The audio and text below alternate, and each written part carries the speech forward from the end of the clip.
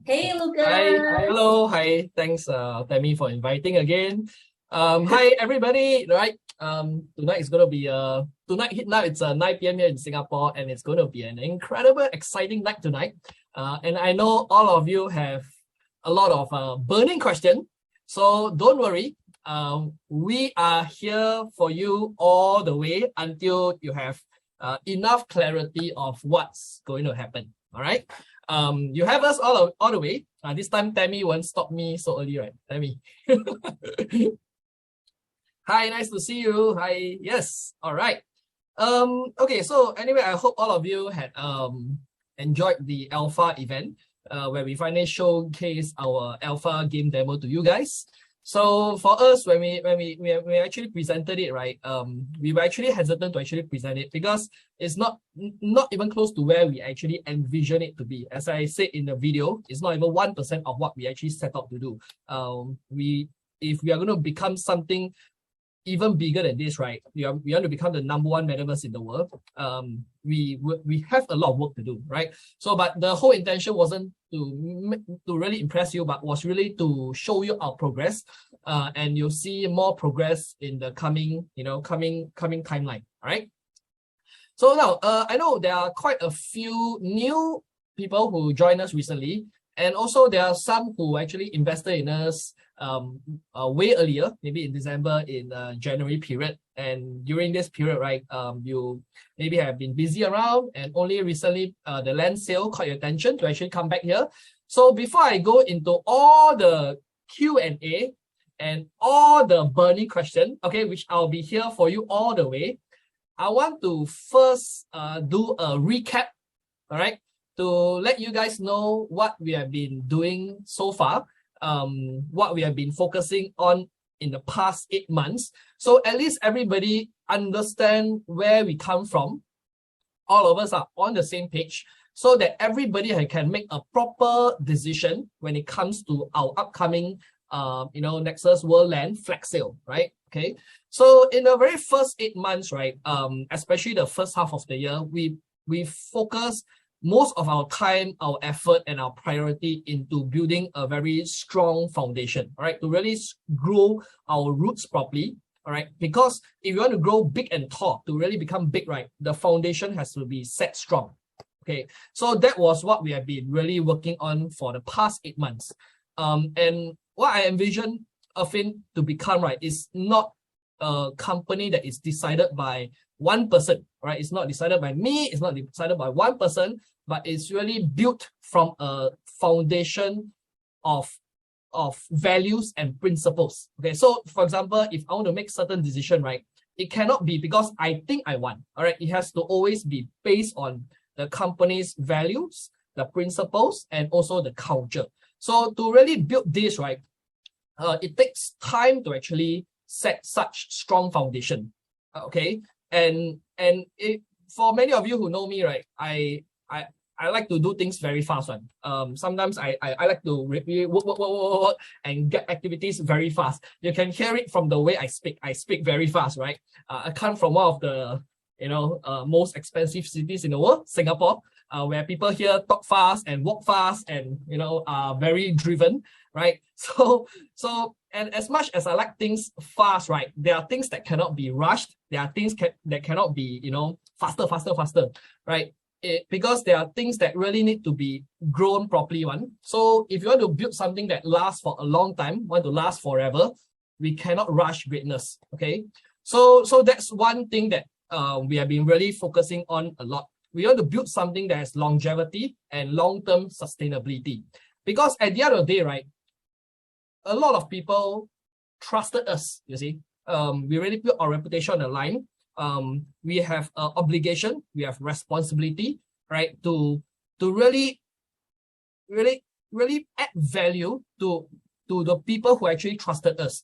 So we want to change all the people's lives, okay, who invested in us. We want to change your life. We want to change the community life. We want to change the people who trust in us when we had nothing. That is why we are so focused on building a strong foundation and building something that's long-term, right? And this is just the foundational phase only before we begin our takeover journey, All right. So many people are going to be watching us now from the sidelines. Either you watch us or you join us. All right. Just don't get left behind. Okay. So now I want to first show you a recap of what we have been doing. Tammy, have you let me share screen already? Tammy? Yes, you should be able to share screen. Okay. Yeah. Okay. So just a brief recap. Okay, to let you guys know what has happened in the past 8 months. Before I go into all your burning questions, so that you also know what are the right questions to ask. Okay. So first of all right, I hope all of you have seen our awesome trailer video. If you have not watched, please go and watch it. All right.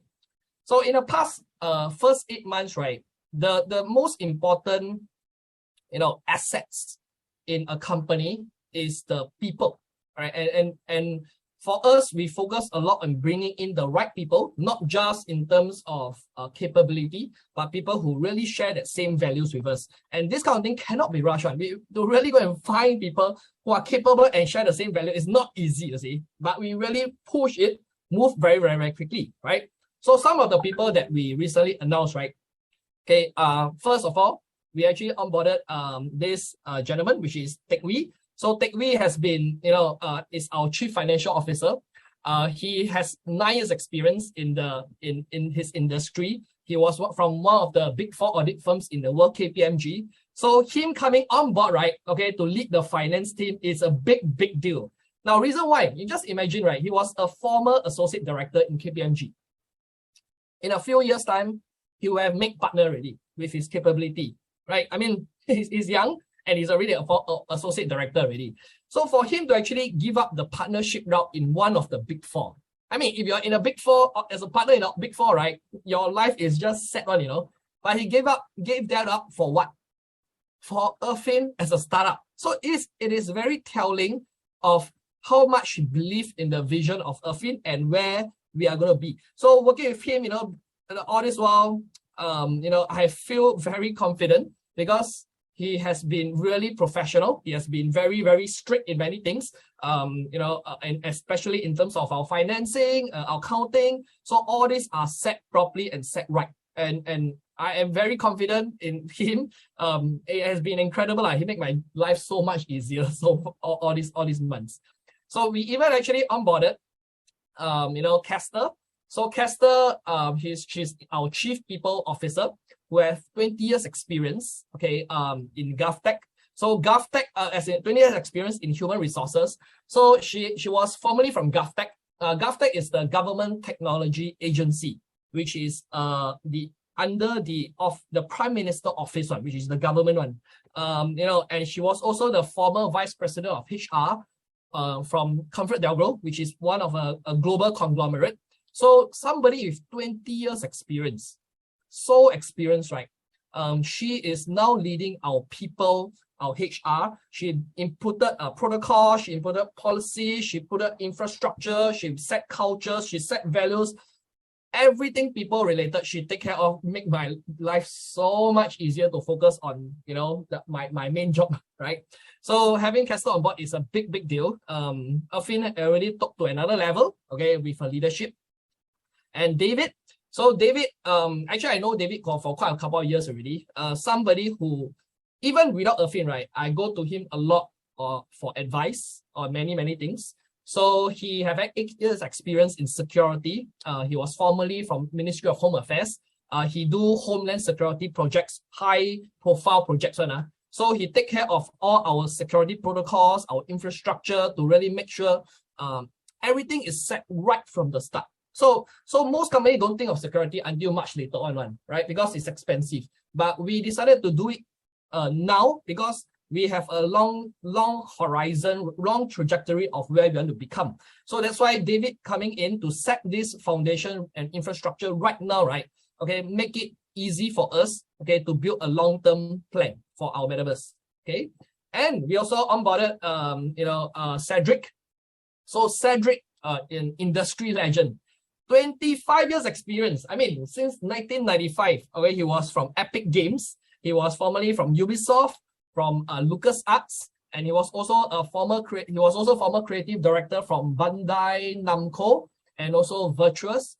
So working with him the past couple of months has been amazing, right? To last let you know, at least also to really let you know about our team members a little bit.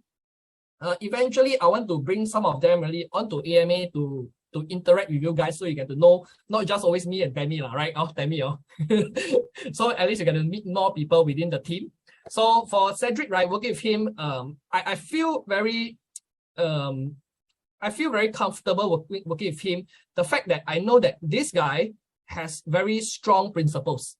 Every time he start, sharing with us the plan of how we're going to build our game, right? He will start off with principles one, okay? And some of his principles are things like, okay, we must never take advantage of our players in the name of profits. So players will have to come first and profits, okay, will come later. So we never take advantage. That he's very principled in terms of it. He's very ethical. And he is very talented. I mean, not just talented, very, very experienced. So somebody like him leading the charge in our creative games department, right? I'm pretty excited to see where this is going to get us. And that's also one of the reasons why we are moving so well in terms of our product development. Okay. And of course, like many of you saw Steve, right? Steve, he was formerly from Unity and Electronic Arts, EA. He was a former head of publishing from Electronic Arts. So to share with you guys to my past, maybe 4 months, almost 4 months already working with him. So he has the strengths that I don't, what I'm lacking of, he has everything, right? He's meticulous, he's very detailed, he's very strategic, he's also very structured. So when it comes to development, he don't miss anything. And having him to lead the product side of it, right, gave me so much confidence. So in terms of our game, our product development, our security, our people expansion, our finance is amazing, right? So our team right now consists of full 41. Okay, the last time I shared this was 33. Now we are at a headcount of 41 full-time staff in the company already. Most of them are localized in Singapore. And this 41 full-time staff is excluding part-timers, contract-based, and outsourced vendors. So we have a very, very strong team. The product side is led by Steve Taylor, right? The development side, of course, many of you know Dennis, right? So I've been working with Dennis almost quite some time already, right? One of the earlier pioneers. So Dennis, one thing, right? He get things done. It's like he'll say, okay, and then he'll get the result on. So you also saw the alpha demo, right? Okay, it's he was the one who actually led the outcome of what you saw on the alpha event. Right? So very experienced. I mean, 20 years already, this guy. So nothing much to question one. Kessler, okay, leading the people side of it. So you look at the top three, right? Okay, 20 years experience, 20 years experience, 20 years experience. All these people have 20 years experience, 2 decades of experience. I mean, leading the fit. I mean, how to not become big, right? You tell me, right? We have, we have Tekwi, our chief financial officer, our finance guy, right? Our security guy, okay? Our chief marketing officer, we have not, unveiled yet. So yeah, she has started about 2 weeks ago. I'm super excited. I feel so relieved having somebody come in to take the charge of marketing. I know this is somebody better than me. She has 15 years experience. She's very meticulous, also very structured and very data driven. She really make an impact across all departments. So not gonna unveil her now yet. Maybe sooner, right? Okay, but I'll let you know. So I'm just letting you know to see this, right? You guys are in good hands. We are all in good hands by capable people with experience and people who are aligned in value. And to really bring on board, assemble a team like this, right, takes time, and we are still growing. Okay. So our office, we actually was getting a better home for our for the whole team, and finally on July we actually was ready. We all moved into a new office together. It's very open concept. Everybody get to mix and mingle to know each other. It's a very open concept, interactive environment. And the reason why is because we want to live by our values, which is to bring people together. All right. So Affyn is short for affinity, right? So that's why it's an open concept. It's very nice. If you're in Singapore, maybe we'll host an event right here. Then maybe you can get to meet you guys face to face. We can do a live, physical EMA. Okay.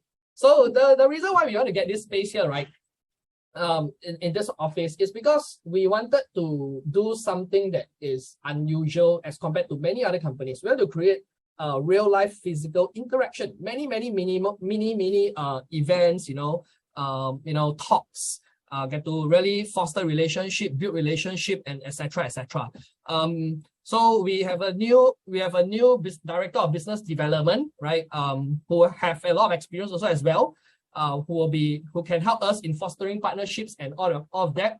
We also have a new director of communications, Joyce. So Joyce Stowe, right, have also 20 years experience in PR and communications. So she has worked in, I tell you, she's pro one. Okay, why? She worked in Fortune 500 companies, okay, regionally, where she PR, all report to her in different regions, and she led very big teams before. So somebody who run teams in cross time zone, to have so much experience to actually work with us. She even do consultation, brands, companies like Starbucks, LG Electronics, Chevron also, she consult brands like that. So she's leading our communications. That's why you start to see things are getting better in terms of our communication side of things. Okay. So we intend to do a lot of events. As I mentioned, Affyn want to live by its values, which is to really get to meet people physically, not just virtual only, right? We want to really have a lot more interaction, not just in the virtual world, but also in the real world, right? We had this booth there, where we were one of the most popular, booth. Everybody start to know about us, and when we really want to go out there and start to do marketing, right, it will attract a lot of attention. Right? Just look at our trailer video, our buddies. It will easily attract a lot of people when we start to do it. But timing is everything. Okay, timing is everything. We have somebody so much experience, 15 years experience in marketing to lead the charge in our marketing department now, right? Yeah, so this is our team and our community also as well. Now, on 6th of July, right, we launched our NFT Gen 0 buddies. So each egg, right, each egg was 2,995 Fin at approximately $150 at that point in time. And it was sold out in 100 seconds. 100 seconds, it was sold out. And, okay, we started hatching the eggs on 9th of July. So these are our Generation 0 edition buddies, okay, that start hatching. And then the community all very excited about it, also beautiful. This unlimited edition that not only can you just see, you put your profile pic, but you can actually integrate into the games, not just one game, but multiple games. We want to promote interoperability. We want to create utility of our NFTs. Okay. And on the 6th of July, when we minted at $150, right, the highest purchase, right, was our Angelic Pegasus number 1001. All right, at 10 Ethereum, and at that point in time, it was valued at $16,943, which is 112 times the original listing. Now, in my opinion, right, the one who benefit is the one who actually bought it, right? Because imagine now holding on to the 001 of the Generation 0 edition buddy NFT. When we become the biggest company, become the biggest metaverse in the world, imagine this is how much this is going to be worth. All right. And on the 6th of August, all right, we surpassed Sandbox to become the top Polygon NFTs on OpenSea, ranked by volume, floor price, and other statistics. All right, this was on 6th of August in OpenSea. And for 30 days, right, we maintained the top 3. All right, alongside with Sandbox, Decentral Games, and also the next NEXUS World Buddy Gen 0. So today, let's talk about today, right? Okay, I mean, hype can last like that, whatever. But you look at the floor price, it maintained very stably. Now currently at 4.9 ETH, right? Which is about 6,340 USD, which is the floor price. 4.9 ETH, which is a 42 times the original value. So everybody are very excited about our NFT launch, and that's why many are excited about what's coming next, which is our coming land sale. So on 30th September, which is a couple of days ago, some of you probably saw the alpha event. Most of you, hopefully, we showcased the alpha game demo. I hope you all liked it. But again, this is not even close to what we intend it to become.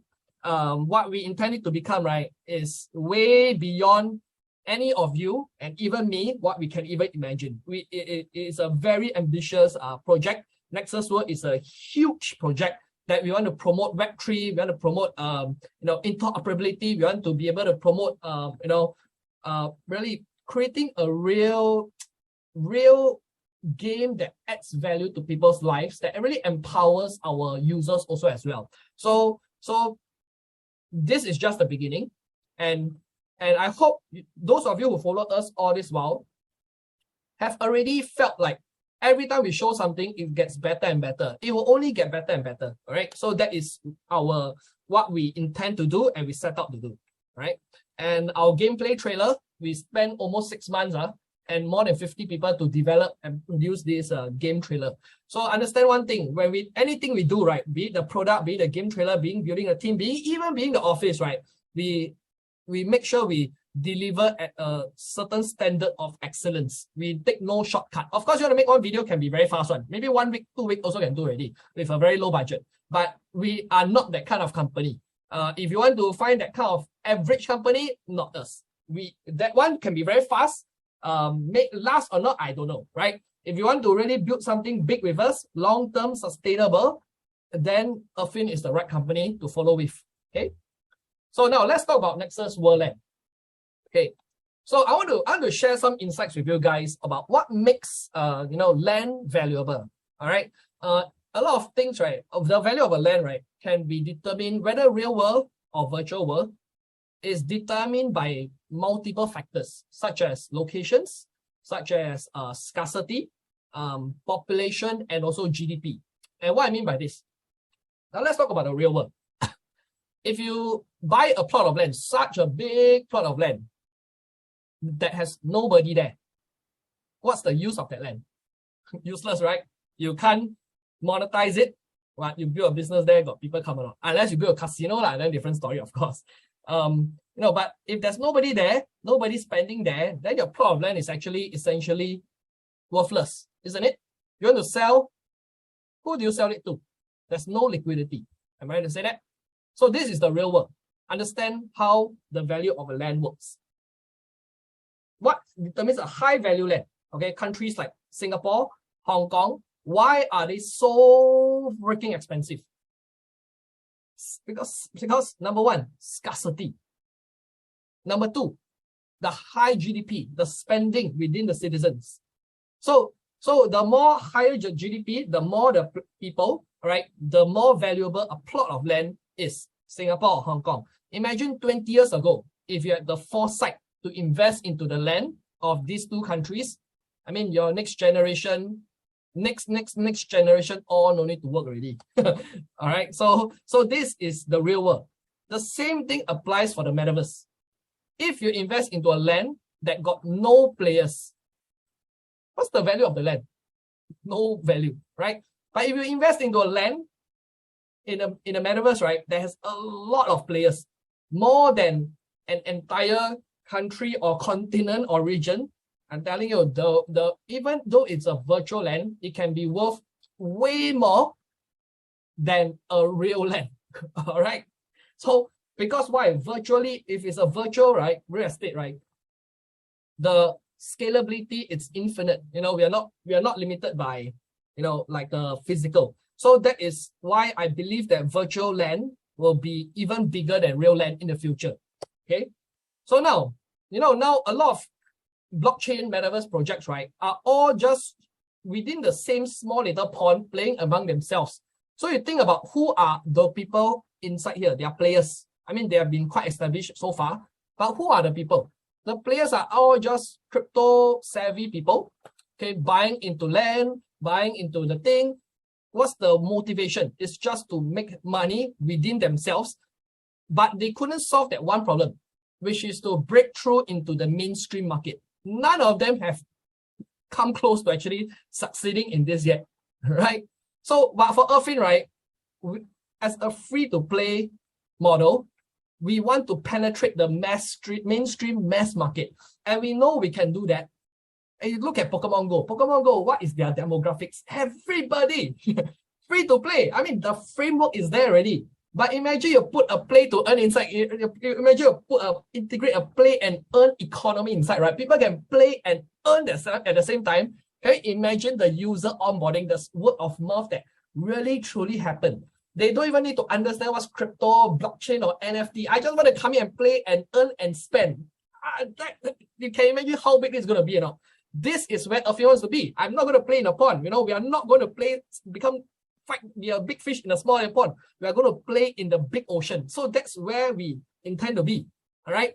And how we're going to do this is, if you look at our business model, the front, right, okay, is a lifestyle. The funnel system is a lifestyle. The lifestyle is a benefit. If you all read our white paper and our concept. And the lifestyle purpose, right, is not just to give benefit to the players, but it's also using this funnel system to actually drive users into our metaverse. So we don't want to change consumer behavior.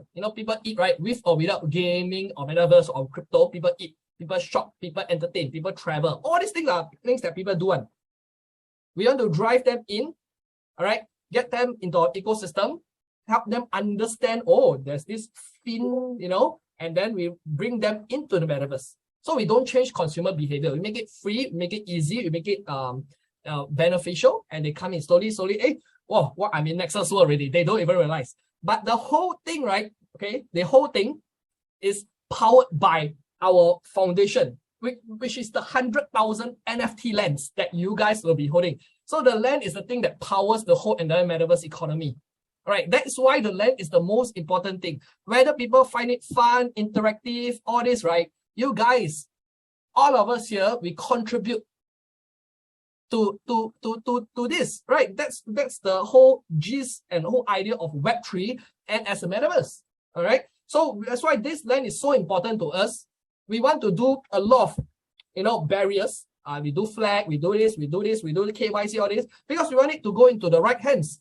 We want people who truly believe in us, not just flippers, to actually buy our land, because where we going to become, right, is really determined by the culture and the belief of the community, not flippers. Okay. So I personally believe the land in the future will be worth a lot, will be very, very expensive. So so that's why now we are doing everything we can to make sure the right people, it falls into the right hands. Now, NEXUS World Land, right? Okay, I shared this during Alpha event, just a brief run through to just share with you guys. So NEXUS World Land, all right, you can see, right, there's a very beautiful art there. On OpenSea, you will see this kind of beautiful art there. But what makes it so special, right, is that no other company do like that one.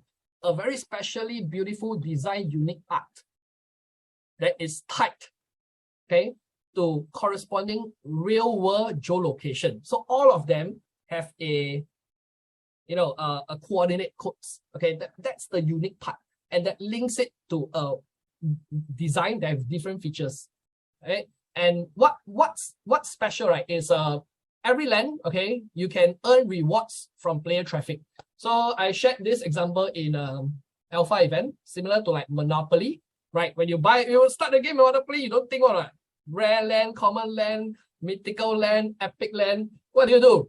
Common land you also buy, right? You just buy every land you try to buy. It's about monopolizing. I mean, in the real world, you think about it, the richest people in the world, right, are all trying to monopolize land. They want to own market shares of lands. That's what they are trying to do. So in Singapore, we have I don't want to name names, but the organizations those in Singapore, you'll know, all monopolizing land, trying to own majority of land, all fighting with each other one. So it's about monopolizing land, and that's the strategic way, you see. And whether even Monopoly, the name of game, common land, rare land, whatever, you just buy and then you build and make it even more valuable. So that's the whole idea. Okay. And every land, right, what makes our land very special is that each of them have the lands have all unique features.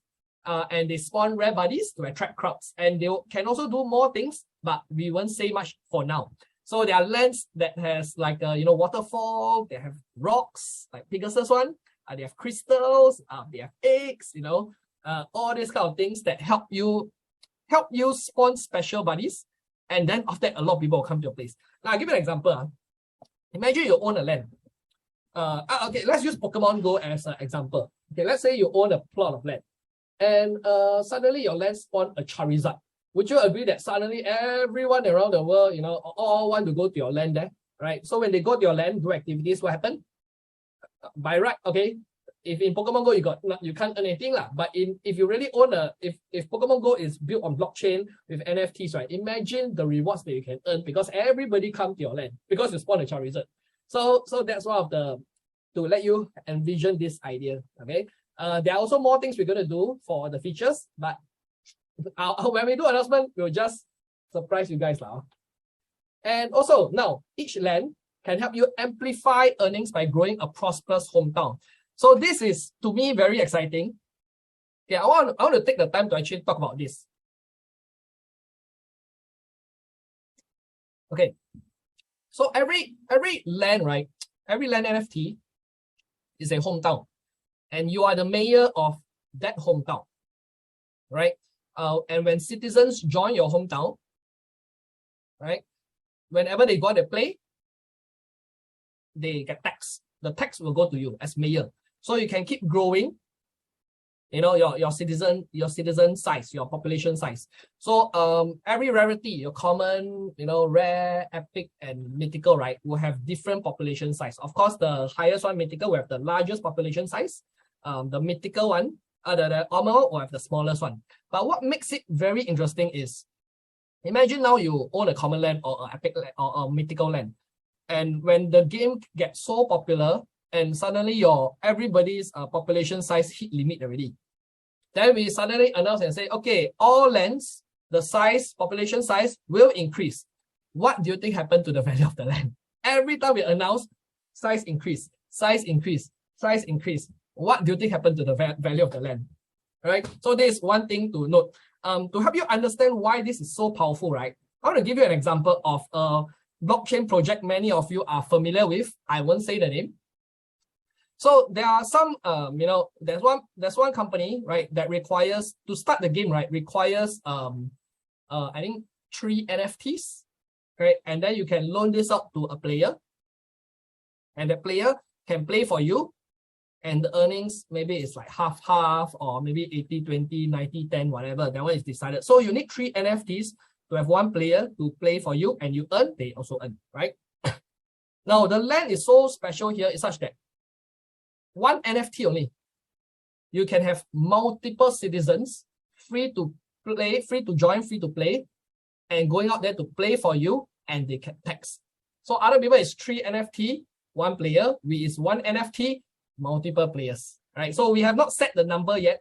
Only nearing the game, then we will set the specific number, right? So this is really exciting. You are the mayor. In the game, you have a mayor status one. You have a large population size, and people go out to play. So we won't just do this for NEXUS World only, by the way. We are going to do this for multiple games. Okay. So because what we are trying to achieve, right, is to promote interoperability. Okay.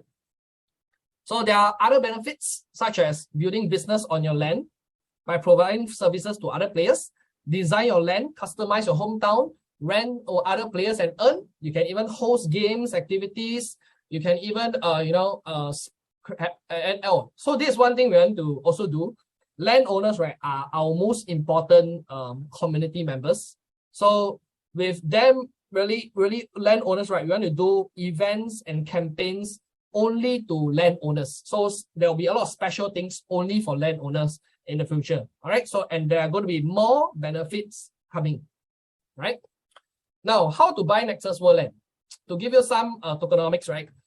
We have 100,000 plots maximum in freehold land NFT. Half of it will be pre-game. The other half will be available only post-game. All right. So the reason why is because we want to reserve them for when we have the product. If not, everything gone already, then nothing for the future people to come in. All right.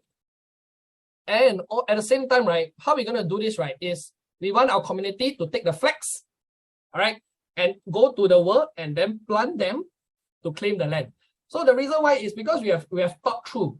It does not make sense to sell the land directly because you think about it, by right, there's nobody who actually owns the land, right? Who do you buy the land from? There's no owner. You can't go there and say, I want this land. Oh, here's the money, take it. So that it does not gel with that whole story. But we thought it was going to be very fun, where what if we use the flag concept? Everybody take it, like an explorer, go into Nexus World together, city by city, we take the flag and plant it and claim their land. And we want to gamify the whole experience to really conquer it. So it's a concept that has never been done before. It was a risky move also because we don't know whether this thing will work or not, right? But the thing is, after really looking through and calculating every single detail, every single specifics, right, we realized that, okay, this will work better than the normal way how people actually do land sale. This will be beneficial for both the company and also both the community. Right, you talk about it, most companies, right, when they sell land, they do loot box concept. When people buy a box, then after that they open up and they say, oh, it's not a land I want. It's just like, not a concept that we like. And that's why you look at our Gen 0 buddies, the way we actually structured, right, is 4x, right? You don't buy a box and then open up and see, oh, which buddy you get. No, we actually let you select it. And we want to do it this way. We don't want to make it such that like a random chance one. Because if you do it by random chance, right, which also means to say you have zero control. But here you have all the controls that control. You take the flag and you can go and choose the land whichever you want. Okay, so the sale phases, okay, recap. Phase 1, which is coming Saturday, 8th of October. The total flags we are going to be available will be 48,482. Price per flag will be 1995 Fin. Okay, and one person maximum can only hold 55 flags. Now, if you spend 5 flags already, you can top up again to get maximum 55 again. So your bag can only hold 55 flags. This is phase 1. Phase 2 will be around December. All right, the timeline may change for flag phase 2, but just the estimated timeline will be 11,828 flags. All right, price per flag will be 2995 Fin. So this will be the second round. All right, then the third round, the third thing what we're going to happen is also in December, we'll be launching city by city by city by city by city so that you can take your flag and plant them and choose. All right, so it's an adventure together into Nexus World, claim your land. Okay. So what you will see on the city, right, is this. So you will see like a world viewer map of the city, and then you will see things are already preset. That means all this rarity, right? Like your common, rare, epic, mythical, all these are already randomly preset. And you can look at it. Even before the city launch start, you guys can look at it already. Okay, just to be clear. It's not like your FOMO, only on the day that you can see and choose. No. We will let you guys look at it before that, so that you have clarity of where you want. You can take your time to decide. But of course, to get the specific land is first come, first serve. There was no choice. But at least we let you guys know and look, okay, and decide beforehand. Then when you go into the map, you can select the hexagons and it'll have a pop-up, something like that. Let's say you click the yellow one, the mythical. You will see the cell ID. You can see the cell ID, right? Right? You can see rarity. You can see availability. You can see the biome. So biome, it's like a season kind of thing, like, there's snow, like a terrain, like a season kind of thing. There's snow, there is like a, summer rocks, that kind of stuff. So there will be different kind of biome, and there will be latitude and longitude. So you'll see your land is linked to a coordinate one. And when you can even view this on OpenSea. All right. So you can actually look at it, go through it. We'll give you time to look at it. Don't worry. All right, don't worry about it. You have time to look through all you want. All right, then you can take your own sweet time and then you finally decide, okay, I'm going to fight for this one. All right, so yep, this is one thing to take note of. Right, and there'll be different rarities, right? So common land requires 1 flag only. Rare land requires 3 flags. Epic is 9 flags. And mythical is 27 flags. Right? So the next steps, what you should be doing is to now you should already go and register in KYC now. because it takes time to approve your KYC. Okay, it takes a couple of days. Right, that's number one. We have to go through a very strict KYC procedure. I hope you guys understand, because as we are building something for the long term, we cannot make a single tiny mistake, because one single tiny mistake is going to affect not just the company, but every single investor who believe in us, all get affected. So we also want fast. We also want to, make it like, anyhow, hopefully just want to have the revenue, all this. The things, we need to protect the community. Hope you guys really think from a bigger picture, that we need to go through a very strict procedure, KYC procedure, so that we can protect everybody. Not even one single mistake can be made for this, right? Step 2, purchase your flags, 8th of October, starting for the, it'll be an ongoing sale. Step 3, claim your land. All right. So now, I want to talk about our timeline, right? On 8th of October, will be the first flag sale, right? 482 flags, each flag at 1995 in. December will be the second phase. Also in December, we'll be launching our city launch, city by city by city by city by city, so that you all can pick and choose. Okay. So it's going to be like an adventure, like a vacation into NEXUS World together, and then we go tour together to go and find land and then plant it. All right. So this is going to be a exciting and adventurous expedition together. Okay. So now, one thing we want to do, right, is to be able to do what most other companies cannot do. So as I say a lot of times already, we are here not just to take part, we are here to take over. And when we say take over, right, the way to actually do this, I think it's very easy, because most companies are not doing the long-term thing. They don't have utility of the NFTs. So we want to create utility. That is a big focus and big priority to us, that you buy the NFT, you get your land. It's not just to see for feel good only, right? We want you to have utility to your land NFTs.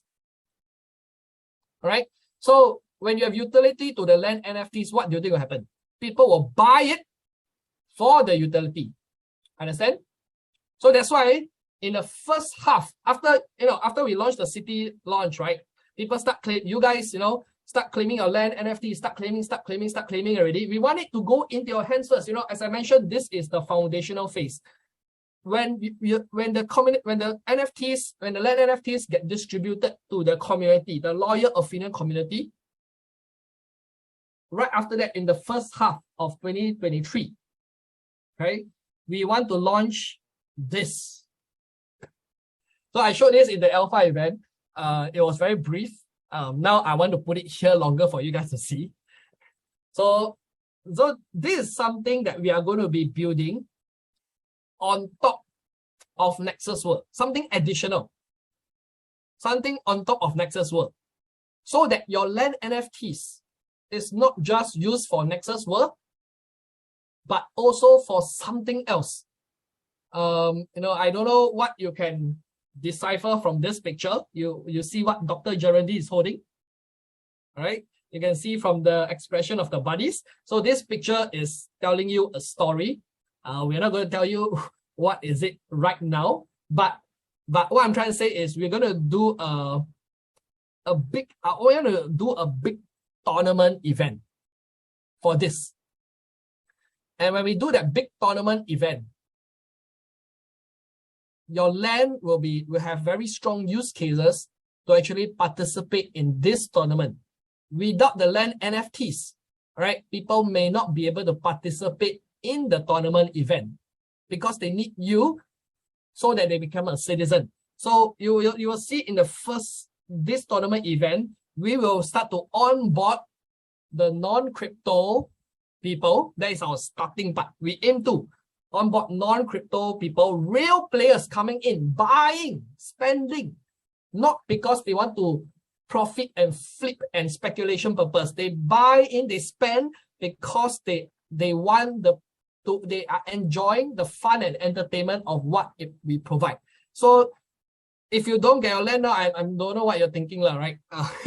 So this is going to come on the first half of 2023. So prepare your land NFTs. We are super excited about it. Don't just think of, oh, I want to buy the land and flip. I mean, yeah, you have value and everything. You're buying to flip. That's very, very short-sighted. I'm telling you, if you buy your land to flip, yes, maybe you can flip multiple times, but it's very, very short-sighted. So really think from a longer horizon. Imagine you buy, Hong Kong land, many years ago, you buy the next year, you flip already. I mean, you lose out all the value later on, right? Because you don't have the patience to wait. So I don't know any other projects that are doing it the way we are doing it. I hope you look at us as the one, right, that's going to make it happen, because we're going to lead the whole entire blockchain and crypto industry into mainstream adoption. Okay, so yep, I've ended my sharing and recap. I took longer than I'm supposed to, but I hope you guys have a clearer idea of what we have done, our land concept, and our everything. Okay, yep. So now, Tammy, back to you. I'll be ready to answer some Q&A. Let me drink some water first. Thank you, Lucas. When you were sharing the last screen, I was so worried you would say a lot more. But then again, I think Lucas will know when to stop. Okay, back over here, we are looking at the chat right now, and I see a few questions that in the chat. I'd like to remind all of us here, if you have questions, do go on the Q&A portion and throw your questions there, because we're likely gonna miss the questions if you put it in the chat. If you're in the chat and you want to talk to us, remember to click to everyone, because if you click to host and panelists, only me, Lucas, and Zach can see right now. So click to everyone so everyone can see as well. And I'm afraid I can't read the non-English conversation. So if you want to make sure I understand or Lucas understand, you can feel free to continue in English.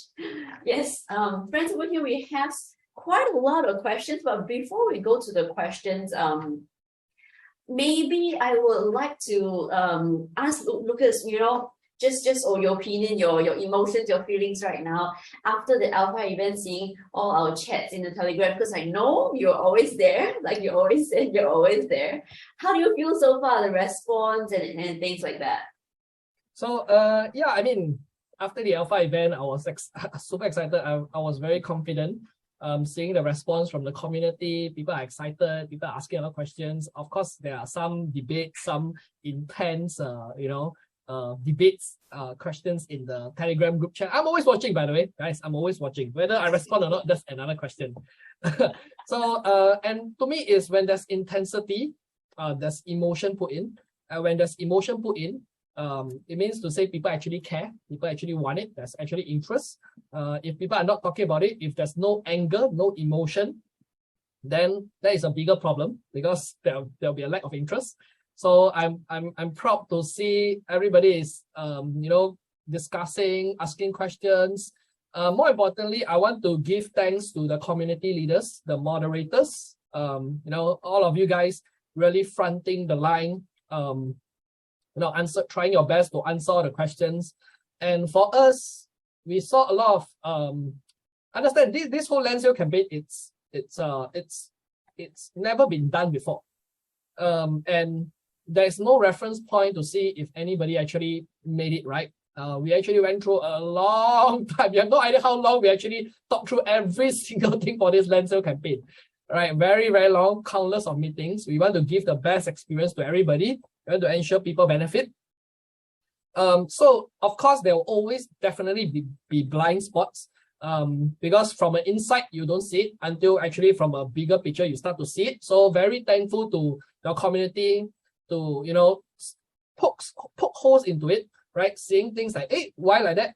Okay, why never say this? Why never say that? Hey, we like this, we like that. So from a third party perspective, you guys can give us very good opinions, and we value all of these opinions. So that's why you are looking at us improving the JIT book over the weekend. People like Zach, people like Tammy, people like Tekwi, people like, I would say the whole team, especially the marketplace team, have been crunching, working past midnight, 3, 4 a.m., 5 a.m. also got, I don't know, right? I know they are not sleeping, making things work. And we are always evolving, we are always improving. Understand that we are all humans, we make mistakes, but it's really not about. I've learned this a long time ago, that it's not about what happens to us, but how we react to what happens, right? Because we cannot control what happens to us, but we can only react. So what determines a successful company and successful people, right? It's the ability to rectify things quickly and correctly, and sometimes admit to mistakes. So I would say that I'm very proud of the team to really rally together to make things work. I would say our JIT book, wow, very good, getting better and better. So just now one of my advisor called me and say, wow, Lucas, wow, the JIT book, wow, very good, solid. Okay, it's a Singaporean kind of accent, right? But it's a solid, the JIT book. Okay, so we are always improving. And it is not about us alone, it's about together, you see, because when you provide such feedback to us, we know where to improve. I have Zach on this call today, not just me and Tammy today. Right now, we have Zach. Zach, if you're here, say hi. So, hello. Yeah, Zach. So Zach has been one of our pioneers who have been here from the very beginning. He has been in charge of the whole entire company's operations across all departments, everything. He often don't get the credit, right? Because he's always internal facing. So I bring him onto this call here today because I want you guys to have the most accurate answer in case there are things that I may not know. Okay, our director of operations, Zach, will know it much better than me. So that's why having this kind of support from front end and back end, we'll be able to give you the best kind of answer to it in your Q&A. Yep. So yeah. Thank you, Lucas. I do have to say again that a lot of people were thinking, we give so many feedbacks, so many suggestions. Are you annoyed that we say all these things? But I have to highlight, Lucas always tells us it's good to listen to feedback. We need our Affynians to give us feedback so can we improve. So we have a very different leadership over here, which I really, really respect. But we have time constraints. I know a lot of people have so many questions coming in. So maybe it's time for Lucas to start off the ball rolling with the open floor questions. Okay, yeah. Before I go into the Q&A in the Zoom, right? Tammy, is there any question on your side that like you want to highlight, or you want me to go through that first? Oh, by the way, guys, we are free flow. We are free flow now. It's not scripted or anything. Just Tammy. So Tammy, do you want me to go through that first, or you want to ask first, or how you want to go about doing it? You are muted. You're muted. I realized I'm muted. Yeah, we do have a string of questions over here. Actually, we also opened up a channel in Discord. It's under the AMN questions. So we have a lot of the questions coming. I think maybe I can highlight a few most asked questions. So we can address those few first. Is it a giving chat sitting on? Okay, it is. Okay. Okay. Maybe next time I should have like a chair that's not so high back, right? So it doesn't show. Okay. Anyway, one of the most common questions we have right now is we have this question, people asking when we're doing the screenshots for the Gen 0 buddies, because I believe a lot of people want to know when the screenshot will be taken so they would know how to plan accordingly. Yeah, okay. So currently our main focus is on the land sale campaign. Of course, not forgetting our Gen 0 buddy holders. So we are still sticking to our commitment that we'll be doing the screenshots in Q4 of this year. We can't give a specific timeline right now, because if I give you a specific timeline now, it's going to be very likely changed. So we don't want to give that kind of commitment for now until we are very, very, very clear, because we don't want to keep changing. It's going to affect morale. We don't want to be indecisive on that. So I would say that once at least we focus a lot more about of our land sale campaign already, once we have cleared this part of it, then we'll start to find a specific date on the snapshot day. But rest assured, it'll be in Q4 of this year. The airdrop will happen in Q1 of next year. Yeah. Thank you, Lucas. So I hope that answers most of your questions that have been going on. One of the other more common questions that we have is about whitelist spots. Maybe that one I can answer.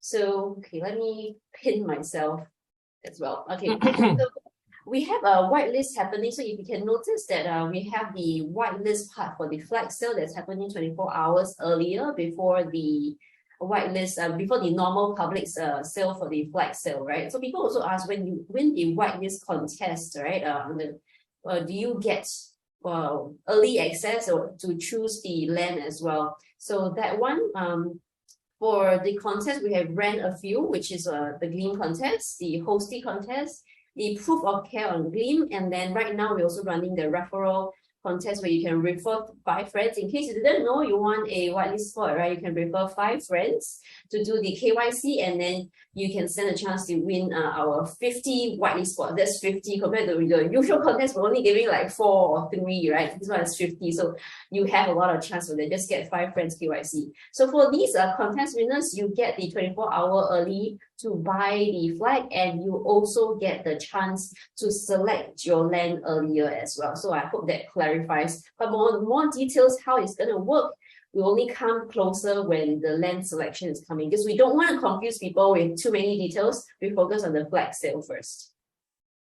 Okay, we have another question over here. Or maybe before I do that, why don't we just look at the questions over in AMA, and then meanwhile, if it's something that's repeated, then I can mention or like. Okay, let's begin.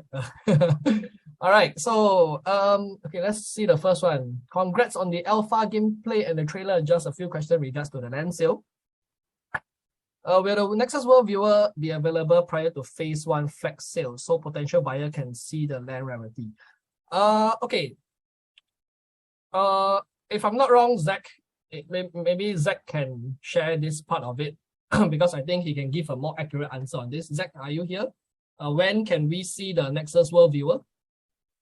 Yes, for the NEXUS World viewer, we will be able to see it sometime in October, definitely before the end of October. So, yes, so that is where we will see it. All right. Okay. So you guys hear from Zach already, not me, All right. So what is the plan for the city launches in terms of frequency in December, and will all lands be available subject to the hard cap of that land category? What is the plan? Okay. So, okay, Zach, would you like to answer this enough for this part? Sorry, where are you seeing the list? Sorry, then I can. The Q&A. Under Q&A. Okay, anyway, I think the question was what is the plan for city launch, I think? For the in city terms launch. Of frequency, yeah. Yes. So in terms of the city launch, the launches will take place in waves of city launches. So this could be one city at a time, or a group of a few cities at a time, depending on the strategy that the team would like to employ at that particular city sale. So in these city sales, there will be a fixed quota. For example, maybe 2,000 plots of land for one city, and maybe 1,000 plots of land for the other. And then within each quota itself, it will be split into those who have a head start and those who don't have a head start. So, and within each category, there are itself mythical land, epic land, rare land, and common land. So each category will have its own subset of quota. And yeah, so all rarities will be available even for the public round. Not just the ones who have a head start, so that everybody kind of gets a chance at it. But the ones who have a head start does have a advantage because they are competing with a smaller pool of people to get the land that they want at an earlier time as well. All right, thanks, Zach. So you see, the reason why having Zach onto this call is very good because he's more meticulous, he's more detailed. The Git book, it's led by him. So something so detailed like a dictionary, right? We needed somebody like him to actually do it. So that's why he understands it more clearer than most of us. So I hope this answered your question, right? Does the early access whitelist entitle the holder to participate in hours earlier? Yes, it does. Right? Will there be more whitelist contests before land sale begins in December? Okay, yeah. So this question, I think it's something that I think many of you want to ask. So as you can see, the sale is on 8th of October, right, on the flag leading to the leading to the city launch in December. So in between, we intend to do more contests, more campaigns, more things, right, that people can participate, right, to win the whitelist and early access, so that they have a 24-hour head start to when every city launch. So that kind of whitelist spot is very kind of valuable. Reason is because every city launch, it could be one city, it could be multiple city, it could be waves of city. Every time a city launch happen, if you have a whitelist early access pass, right, you will have 24-hour head start to every single city launch. All right, so there will be more contests coming up. I'm sure Tammy will be sharing a lot of all these contests. So stay tuned and follow us. Okay. Now, can you announce the Gen 0 snapshot date? Oh, hopefully I answered already. Is Affyn still a geolocation game where players and citizens need to be at the same physical spot to interact with the land and gain benefits of that land? Okay, so to answer this question, remember, we are a geolocation-based metaverse, so definitely there's a geolocation component to it. But we are trying to build something we are trying to design a metaverse, right, that people can play from the comfort of their own home virtually and mix and mingle with their friends. And there are also quests and campaigns that people can participate in geolocation that give special rewards, maybe possibly higher earnings, special quests, things that require geolocation that are better benefits, right? So it's a hybrid of virtual stay at home and also geolocation. So that's why geolocation is still an important factor to the game, because that's really who our identity is, really bringing people together to play together. But it's not like, wow, everything like Pokemon Go, everything fully 100% geolocation. Then there's limitation, you see. So we want to design it hybrid. Virtual, people can play from the comfort of home, and also geolocation. And I feel that this way we can reach out to even more people. Okay. But geolocation stuff have extra benefit, like our thing. What are the chances for a small investor to get a good piece of land? Okay, now let me first talk about this. If you have one flag, all right, you decided to get a common land. It could be in a very, very, very good location. You can take your whole time to look at it. And then you decided, okay, this location, I want it, right? You can even buy beside popular land. You can buy in a very good location. So imagine when you plant it there, it's a common land with a strong location that you think is a strong location, is a prime location. Don't you think that it can be worth value also as well? So a small investor with 1995 Affyn token, you can also get a good piece of land, even if it's a common land, all right? Gen 0 holders, do they get flag airdrop and get to choose land, or are they subject to leftover plots that aren't picked up, although free will get the worst possible epic location? So regarding Gen 0 buddies, right? As I mentioned, this is not our focus right now is on the land sale campaign. So when it comes to Gen 0 buddies, okay, we will only give more specifics when it's closer to the snapshot date and also the airdrop timing. Okay, so we can't give any promises and commitment now, all right, because this is not the fundamental use of Gen 0, all right? This is an add-on the epic airdrop on top of what Gen 0 is all about. Okay, so we will give more specifics at a later time regarding the airdrop. Will there be possibility to view all land plots before actual sale so that we can prepare? Yes.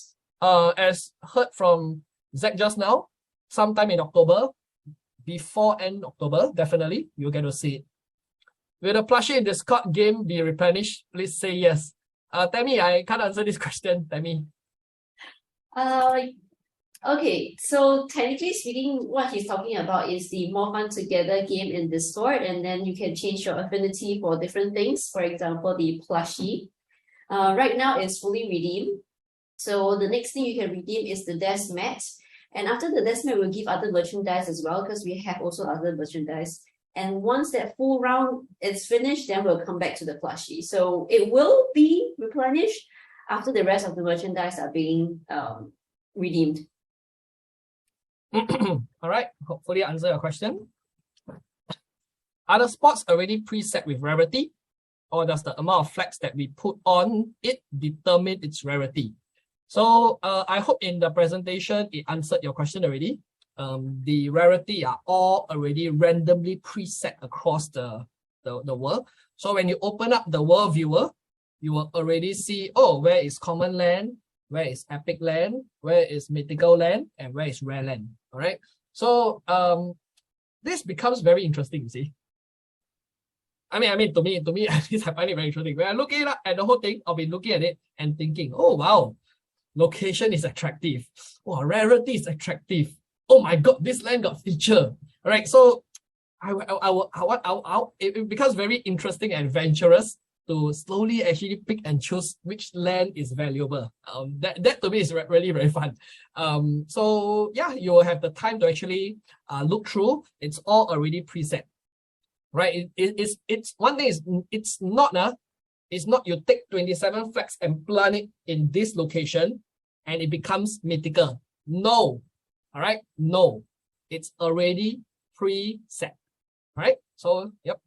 What is the maximum amount of citizens for each rarity? All right, so the specific number for citizen will only be announced when it come closer to our product launch, right? So as I mentioned, we're going to be launching a tournament event next year. So when it's nearer to the date, we will announce the specific number. All right, so for now, we won't be giving the specific number yet. But just understand that rarity, the higher the rarity, the larger the population size. What is Affyn verse? So Affyn verse was a name come up by Zach Chen. So Zach, what is Affyn verse? Zach? So Affyn verse is actually not by me, it's by Kelvin. Oh, by Kelvin. Okay, no wonder. So cool. Affyn verse refers to the wider Affyn ecosystem. So if you have attended all our AMAs, in maybe a few of them, you have heard that we are building not just NEXUS World, right? But we are going to be eventually building a kind of multiverse. And so the Affyn verse refers to that kind of interoperational multiverse. Oh, wow. So cool, man. I'm a soap customer. I'm a customer myself. I want to play. So yeah, I want to be part of this Affyn verse also. Now, yeah, roadmap had centralized exchange listing, Q3, but looks to be delayed and no commentary as to why. Actually, we had commentary on this last week during our Twitter space casual AMA. One thing to know, right?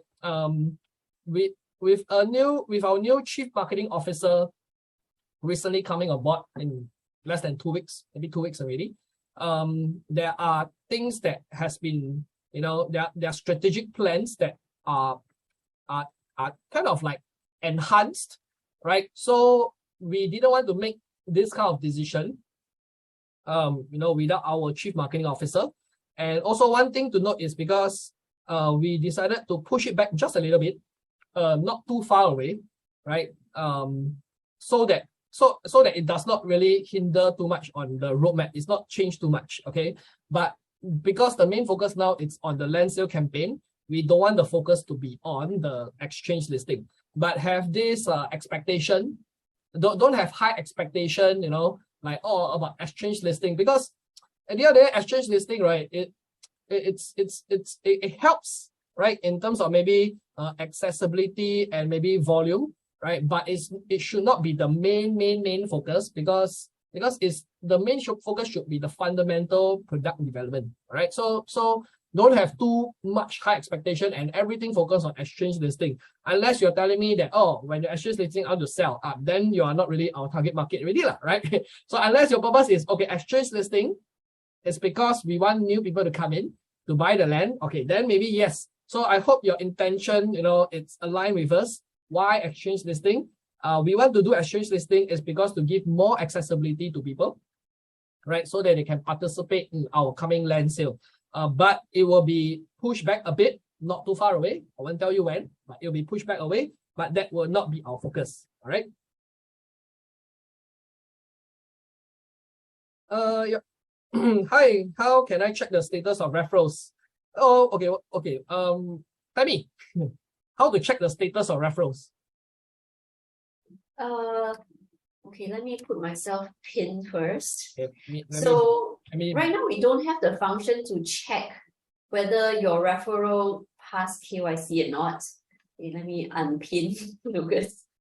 Okay, so I also need to check with Zach, right? Whether I'm correct on saying this, because what we're gonna do is internally, after the contest ends, we will check with the development team who are the ones who have a minimum of 5 KYC friends that's being referred, and then the list will pass to us, and then we will randomly choose. I believe it's with the randomizer, who will be the 50 people that gets the whitelist spot.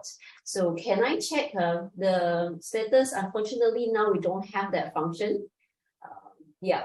So when will the whitelist winners be announced? Okay, the whitelist winners will be announced on the 6th. So the contest ends on the 5th, will be announced on the 6th. Just so in time that we can actually enter your wallet details into the system, so you will be available to buy the flights 24 hours earlier before the public opens up. So that should be the answer. Okay. Oh, Lucas is back. I can't wait to change back to let you. Okay, back to you, Lucas. Yeah, okay. One thing to highlight, right? I just sort of remembered that the World Viewer will be out in October, maybe before latest by end of October. It's only meant for viewing purpose. It's not meant for flag planting purpose, right? You can view it, you can click on it, you can one by one click on it and see the features of it, the location of it, the rarity of it, all of it, you can start to see it, but it's not meant for flag planting purpose. So when it's out, right, you can go and view it, look at it, and it's meant to prepare you so that when it comes to flag planting in December, when the city launch happens, you already know which coordinate you are aiming for, so that you can take the flag and go and plant it, right? So just to make it very clear, right? How much is tax, or can mayor choose the percentage? So this is when it comes to this tax thing, right? It will be a default set amount of percentage. So the percentage, right, will only be announced. The exact number will only be announced when we have the game, the tournament event. You will start to know what is the exact percentage. All right. So hope this is clear to you guys, because all these are very product related questions. So only when nearing the product launch time, you will start to know. But by the time when we launch the product, right, the land likely will be even more valuable already. Right? Is a mayor seen as a business partner of Affyn in the NEXUS World? If yes, can a mayor seek collaboration in their real world hometown to boost traffic in the NEXUS World town if they are the same? Let me see. Let me try and understand this question again. Is a mayor seen as a business partner of Affyn in NEXUS World? If yes, can a mayor seek collaboration in the real world hometown? Okay, I think the answer to this is yes. So when you talk about business partner, I'm not sure what you mean by business partner, but to answer your question, you can seek collaboration in the real world to boost traffic in the NEXUS World, if that's the same. Yep, correct. What are the prices for? Okay, let me give you an example. Let me go back to that question again. So let's say I own a cafe, right, in this location. I happen to buy the land in this location, right? So as a landowner, what you can do, right, what you are empowered to do is you can host campaigns, events and activities, right, to attract people to come to your land. Not only, all right, to not only to earn rewards from player traffic from NEXUS World, but when people actually really come to your land, right, they also come to your cafe, right? That helps in your real business. So it can also be just imagine this. I mean, I'm envisioning how NEXUS World to be exciting. If let's say you own a land that have an existing business, right? I'm not going to say, let's say a selling, say, sell snacks, like example, maybe they sell burger and fries, right? So technically speaking, you can actually work with the real world business who sell burger and fries and say that maybe let's work together. I can host events and activities and to drive, people to come to this land, and maybe not only to do activities in the NEXUS World, when they are playing, they also buy your burgers and fries, right? So think of the limitless possibilities of what this can do, not just in the virtual world, but also in the real world. We want that kind of excitement of collaboration that can happen, right? What are the prices for structures? We have no details on the structures yet, but that will be later in the future because we're also not selling the structures. It won't be, okay, I cannot say too much now because I don't want to give details on things that I'm not certain, but there will be structures. Yep. The gameplay you shown is a game demo. May I know which game mode is it? What do you mean by game mode? Is it like one person RPG? So yeah, whatever you see is a single player, just one person for now, right? But in the future, there'll be multiplayers. You can see within the game, other players live one, right? It's meant to be a multiplayer interactive experience. I mean, that's our whole vision of a metaverse, right? There are other players in the world. You can come into that world to create an economy, that add value to other players and interact with other players, etc., etc. So so that's why it's not meant to be a single RPG game. It's meant to be a game that a virtual world that really brings people together, right? Please make the map online so we can know which type of land situation. Where, yeah, it will be online. Do Gen 0 holders need to KYC as well? Assuming yes. Okay, Zach, I need your help on this question. If Zach. Yes. Oh, Gen 0 holders need to KYC to receive the airdrop, is it? Okay. This one, let me confirm again. Okay. Yep. So we will give an answer to this. Actually, we'll definitely give an answer to this before the airdrop. Yeah. The snapshot. Okay, yeah. So you guys, we'll give you an answer for this. Let's get back to you. Let us confirm first, then we get back to you. All right. But Lucas, I think what this question will also mean that does the ones who buy Gen 0, when they already have an account in the marketplace, do they need to KYC? So that answer will be everyone who has the Gen 0 account, marketplace account, you need to KYC for the flag sale. And then those who are in the pre-sale, if you have an account previously, you still need to open and register an account and then KYC. So, I mean, if you own a Gen 0, the safest play is to go and register and KYC. That's the safest thing to do. You are safe if you do that, all right? So, but we will still give you an official answer. Now, next question. Will Gen 0 holders get airdrop before or after the land sale? And if after land sale, maybe before last, because then we have a chance to maybe surround our land with other lands. So the airdrop will be in Q1, likely together with the land sale together. Because the land sale is ongoing, so it'll be together, right? That's my question. And a guy who makes a lot of noise in the official group asked me next one, so maybe you can at least answer to some of this would be nice, so we don't lose all our nerves with this. Oh, okay. Yep. All right. By the way, I'm Bosco Zabik. Oh, Bosco Zabik, you are very active in the group. Thank you. Thank you really for your effort and contribution to help us during this time. So during our pre-sale, right, it was very, very difficult to handle the question and answer because that time we were all really on our own. But now having you guys really actively helping us fan the front line, really appreciate you guys. Thank you. And looking forward to working long term together. And yeah, Bosco, Zavik. Lucas, I have an answer already for the Gen Zero buddies, right? Okay, yeah.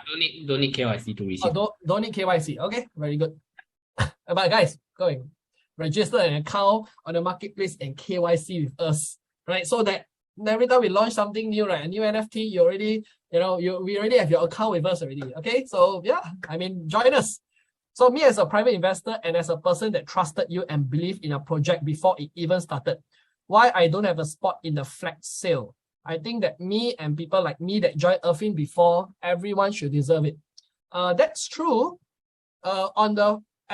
Actually we held August AMA on the August 15 to our private investors and our venture capitalists to give you guys brief idea of the whole thing. And those people who actually participated in that talk, right? They are now all buying our private in a private round, right? Buying the reserving the lands. So yeah, we actually had that. We had the intention. It was on August 15.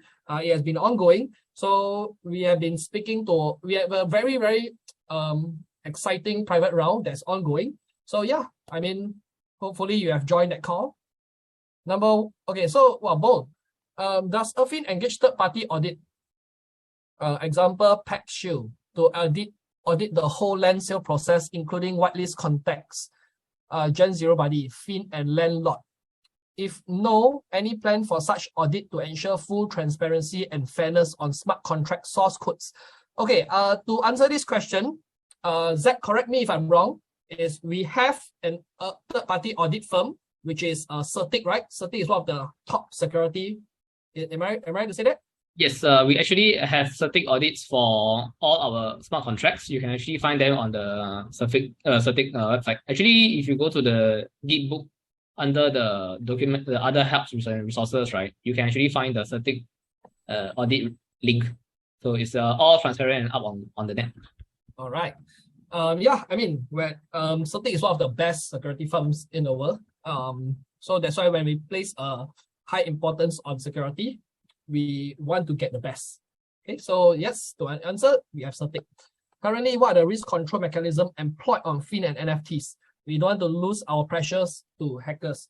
Now, first of all, what I hope to really drive attention to, right, is really education, that to ensure that don't ever give up your secret phrase to people.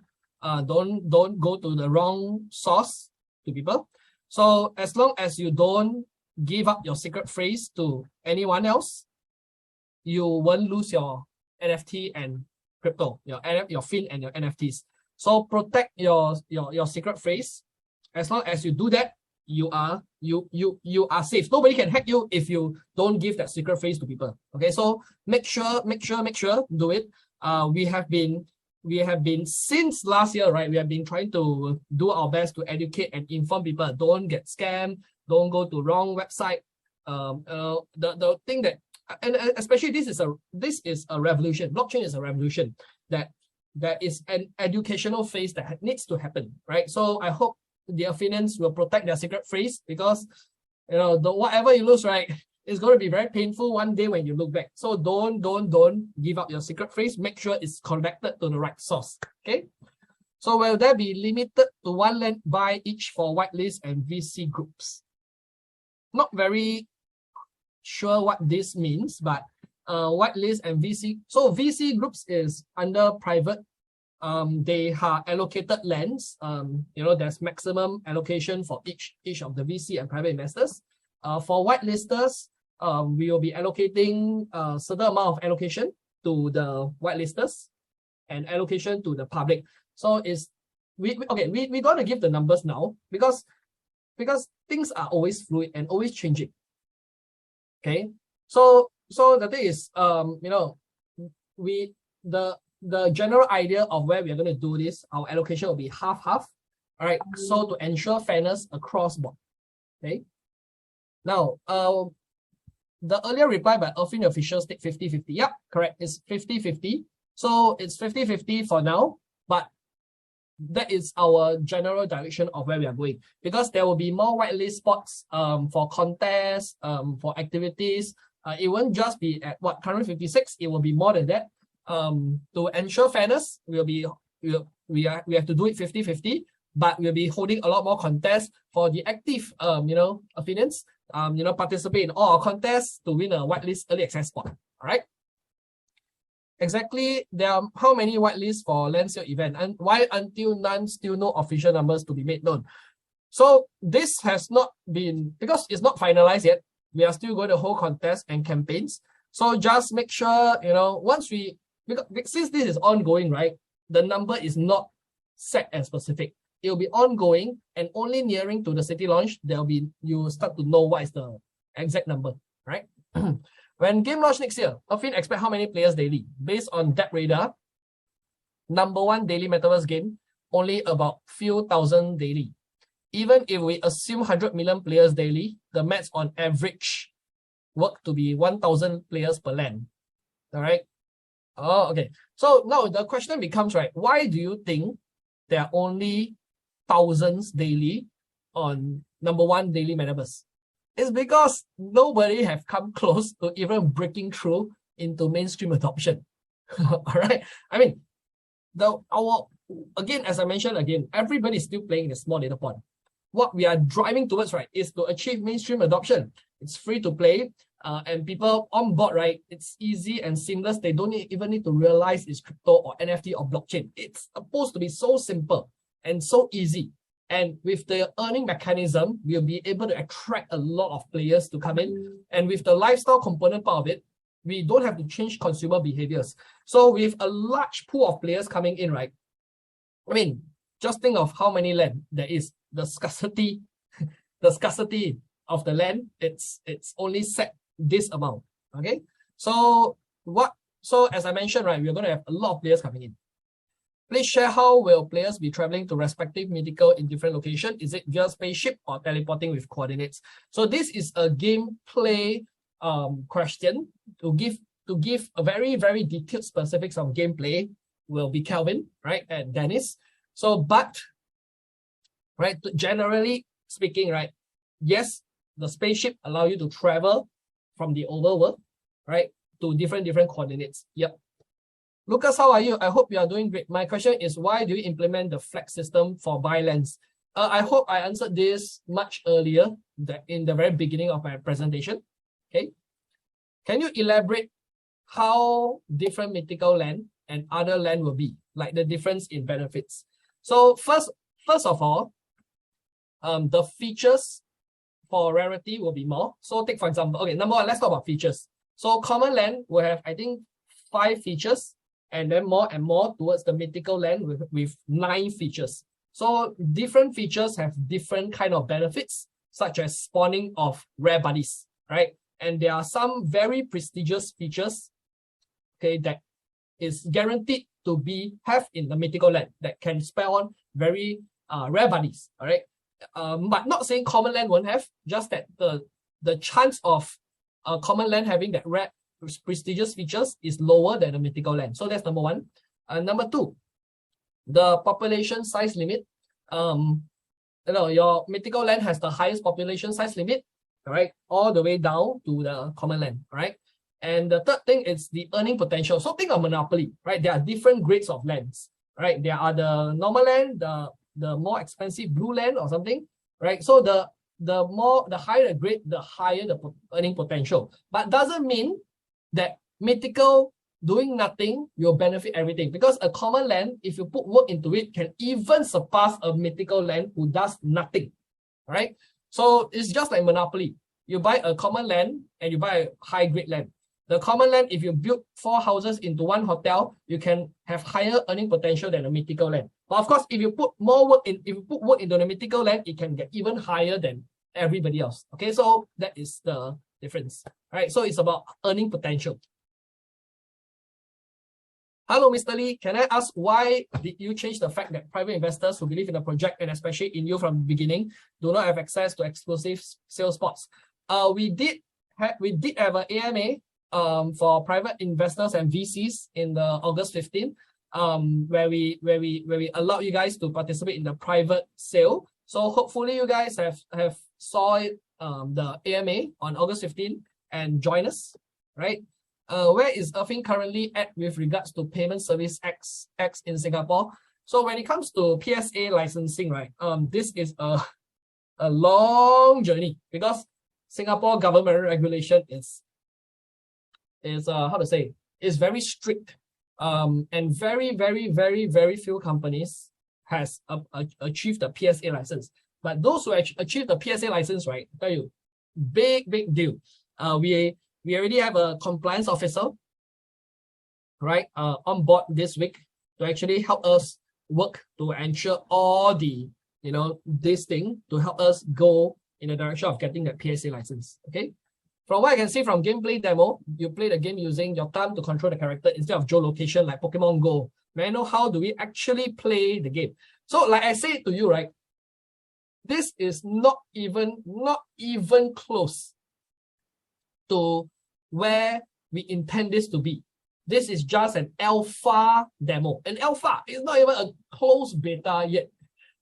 It's just the very first version of an alpha. So don't by the toggle of it, right? So that is just one part of what we do. All right. So I cannot give you too much details on how do we actually play the game because it's not even close to 1% of what we set out to do. Only until when we get closer, get more progress, then I can tell you specifically how we set out to do. This is an alpha version meant for demo. Right? No private sale for us Gen 0 buddies.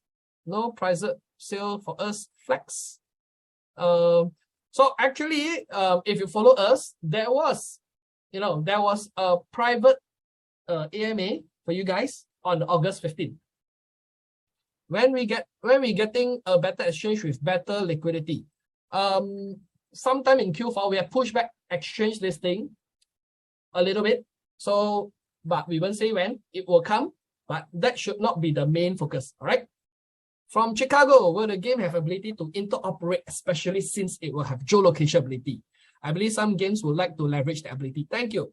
Of course, yes. This is a big yes. I mean, the reason why you see, NFTs, right?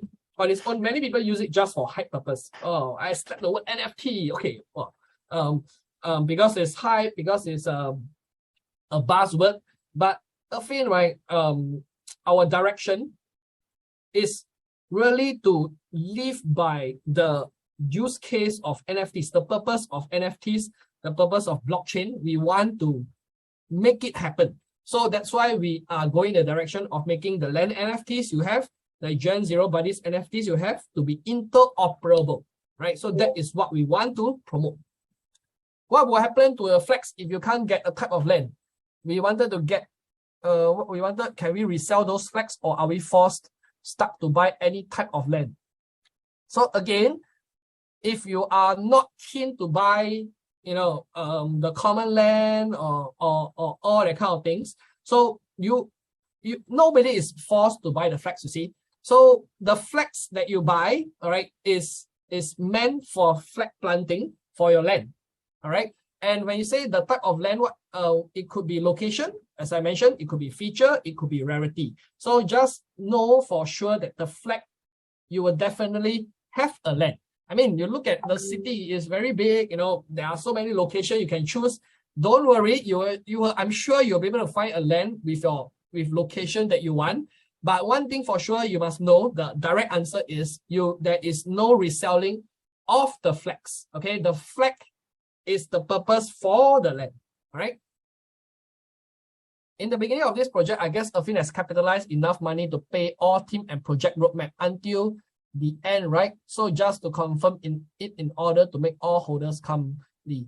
Yes, we have the finance, we have the capital, right, to have a nice runway to execute on our vision, even without revenue coming in.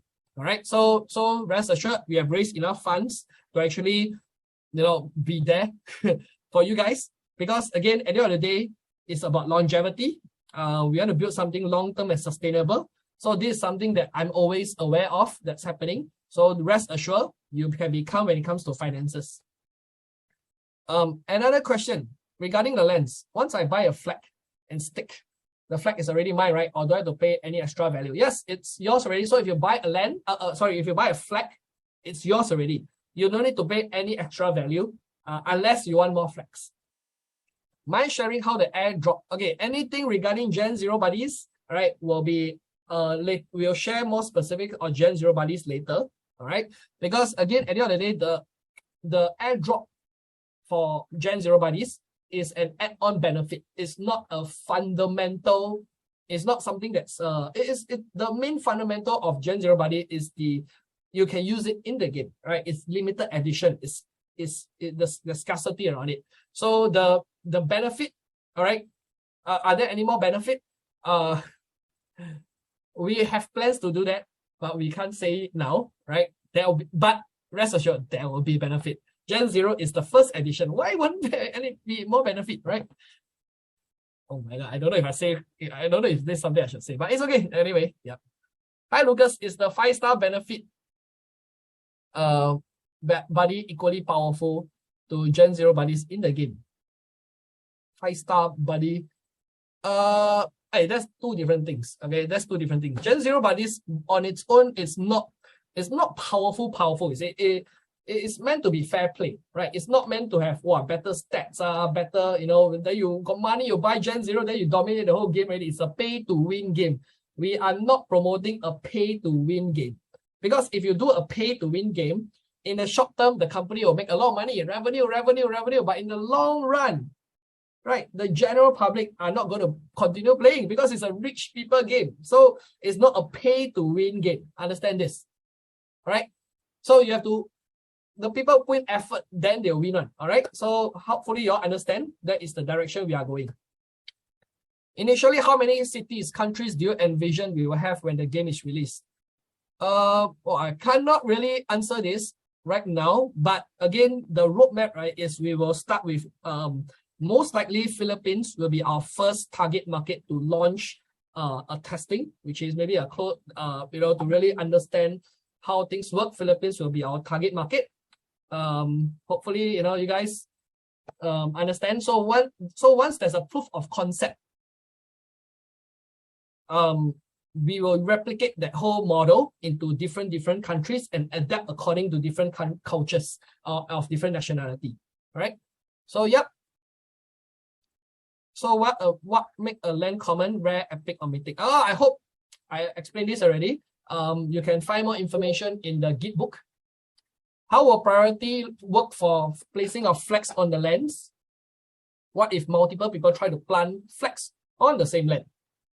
What system is in place to assign priority as to who can be successful for purchase? Okay, I don't want to give inaccurate answer for this. I think Zach, will you be able to answer this question? Sorry, which one again? How will priority work for placing of flags on the lands? What if multiple people try to plant flags on the same land? I see the question. So this is a very good question actually, and we have a very good answer for it. So so this is actually one of the reasons why we are in this space, because blockchain technology actually answers a lot of these problems that otherwise is more difficult to answer. How do you actually determine priority if it is just like the database, right? It's more difficult than if you have actually a smart contract to do all this. So for us, using the smart contract, right, automatically eliminates the portion where there is two people who successfully buys the same thing at the same time. So there will not ever be such a situation because the smart contract itself will solve this problem. Yep. Okay. Thanks, Zach. Hopefully this answers your question. I'm actually pretty excited that we have a clear answer on this. Next question. What if Pokemon Go copy Affyn after seeing your success? Their IP is a lot stronger with more money for development. Alright, this is a very interesting question. I have a very interesting answer for you guys. Now I want to share my insights and thoughts. Okay. So would you all agree that blockchain and Web3 is the next revolution, right? From Web 1, Web 2 to Web 3. Web 3 is the next revolution, right? Now look at the previous revolution, the revolution of the internet. Who are the ones taking the lead today? It's not the biggest companies with the strongest IPs or the most money resources. It's the new companies that that actually took the lead to win in this revolution. So every revolution, it's kind of like a reshuffle, where usually, personally, I think that startups will win in the race of a revolution, especially on the Web3 race. Why I say so? Now, because big companies, okay, have a lot of whole entire red tape, right, of process to get approval, and it hinders a lot of creativity, even though they have a lot of financial resources. So, and also the thinking, right, it's very, backward because they rely a lot on experience. Whereas for companies, startups, right, like Affyn, right, we are excited. We are kind of like the underdogs. We are creative. We dare to take chances. And there's very little red tape. So the decision making is very, very fast that we adapt to this new revolution. So for us to, succeed and beat companies like Pokemon Go, I believe we can, because again, we are building something that is revolutionary, especially entering into the Web3 blockchain space. And for them to actually catch up, it takes time, you see. So we are very far ahead because we started the documentation of this almost 2 years ago already. So of course, your build game is another story, but if you're talking about Web3, building a Web3 metaverse, right, this is a great chance for new companies to actually take the lead in this next revolution. Okay, so yeah. Do you plan to hire someone who has participated in the creation of Pokemon Go? I mean, we are still hiring. Wouldn't purposely because of the creation of Pokemon Go. We have very experienced people who created, mainstream games already today. So we are still expanding the team. Can you please announce Gen 0? Okay, so Gen 0 question I've already answered just now. Why the features for Mythical is just too little while the price is way too high? Number one, scarcity. Number two, the benefits specifics, you have not seen it yet. The Mythical will be very exciting. So especially the earning potential, the hometown population size, until you actually play the game, you will know why Mythical is going to be so valuable, right? And you see, and personally, I understand why everybody is trying to chase the Mythical, right? Everybody wants the Mythical land. It's the one that is the highest scarcity, the one that has the highest benefit, right? But again, the amount of Mythical that's available is very little. So for people to want to get the Mythical, you need 27 flags. All right. So later on, you'll start to see even more benefit of why Mythical it's going to be valuable. Even in the real world, you look at the most valuable land, like the highest grade one, it will get more and more expensive because the earning potential is higher and higher. All right. So it's, I'm excited about Mythical as well. What's your plan in the price of Affyn token? Again, Affyn token is not our focus. Affyn token is the means to our product.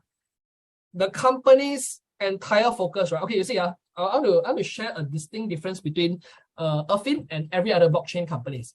So every other blockchain companies, everything they try to do is to create, I would say most, like not every, I would say most companies do everything to create hype, to create speculation on the token, right? But then that hype and speculation cannot be sustained without utility, right? I mean, the whole valuation of a token, what's the use of it? Because of speculation. So it cannot be sustained, and their focus is on token. Whereas Affyn's focus is on the product. Why the product? Because it's the product that adds value to people's lives. That's the main focus. So you just think of it this way. You want to create something that people want to buy, not because of money making, but really because of they want the product. So you just look at the real world, and you don't hype a currency. Like let's say you are in US, you don't go and hype US dollars is going to be moon, it's going to moon. Nobody go and hype US dollar currency. US dollar currency is the means to the product. Let's say real estate, right? Okay, the product. So our focus is on the product, so that when people come in, they buy the product for the purpose of using, so that the money stays inside and flow within the ecosystem. Affyn token is just the means to the product. Okay, so our plan is to create great products, and the way to get it, it's Affyn token. Can the mayor decide? Cannot. It's set, right?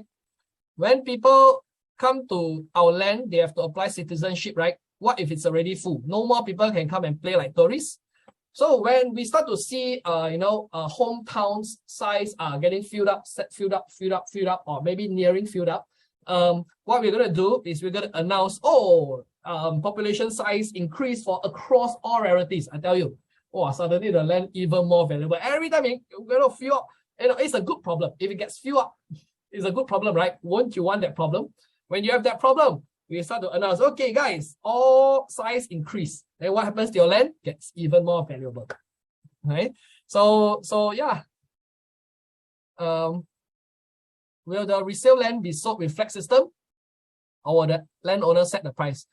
The landowner sets the price. Yes, the flex system is just for the original sales. The secondary market is when you can sell the land to other people. Now, to help you understand, you see, when we all go into NEXUS World, nobody actually owns the land, right? So you cannot buy a land from somebody. You need to take the flag to go and plant it. Then you become the owner. Now, when you are the owner of that land, somebody that can approach you and say, hey, I want to buy your land. You can sell your land to other people. All right, so that's how it works. In the picture, if there is one city over many lands, is it possible as a landowner to build bigger cities if I have 2 and more lands as neighbors? Yes, you can. I mean, sorry. No, wait, no, not yes. Wait, let me read the question first. In the picture, there's one city over many lands. It's possible as a landowner to build bigger cities if I have 2 and more lands as neighbors. Well, I'm not very clear on what this question is. Let me see. I mean, a city is a city. You can't really build bigger city. But if you're talking about hometown, yes, you can like have one common land, one rare land, and you have more citizens, right? So yeah, you can grow more citizens in your hometown. But city, city is a city, right? You cannot like say, I want Singapore to be bigger, right? So hopefully your question is about hometown. How many mythical land will be available for whitelisted and for public round? Half. About half. For now, okay. We cannot give the exact number now until we have a very clear, specific number of our whitelist, because there'll be more whitelist contests coming on. And until we have a clearer identity of number. So take for example, now I don't know how many whitelists we got. Temi, do you know how many whitelists we got, Temi? If you don't know, it's okay.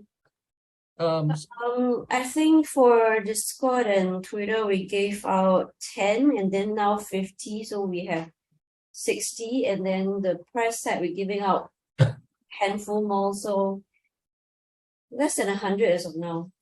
Oh, okay. Less than 100. Okay, so less than 100, but we'll be having more, right? We'll be having more contests. Yes. So we'll be having more contests, we'll be having more campaigns, and we'll be doing, special stuff, right, for the whitelist contest, so that you guys have a chance to win it. And once we have a clearer number on the whitelist number, then we know what is the allocation for whitelist and also the public. All right. So yeah. Can someone else become mayor on my behalf, like renting the land, so it takes care of the land development of land? Okay, this one, right, I cannot give you a straight answer now. I'll need to check with the game team. But I know there's a rent of the land, so I can't give you an answer for this yet. And this is a very game design question, which we won't be able to give direct specifics until we are nearing the launch of the game. Okay. Any institution money coming as sponsor or investor, do you believe Affyn could be acquired by the big company like Facebook or Google? Definitely yes, right? But the thing is, whether we want to be acquired or not, that's another question. And there are institutional money coming as sponsor or investor.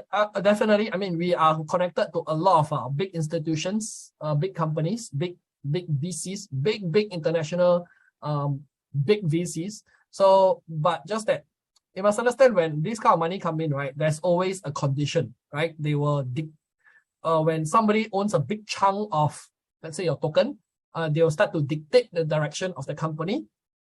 And often, right, it's all in their interest to make money.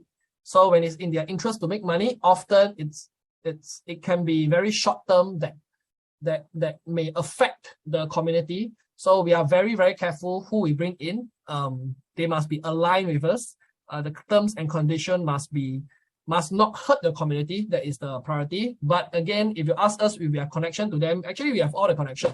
We already have interest. They want to invest already, right? It's just that the terms must be favorable. That is beneficial for the institution investors, the company, and also the community. It has to be a win-win situation, right? Team have partnered with many companies to take Affyn. So many people, please post partnership list.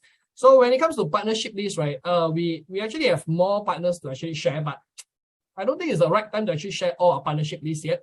There's definitely a lot of interest. There's the email that comes in for partnership is a lot, by the way.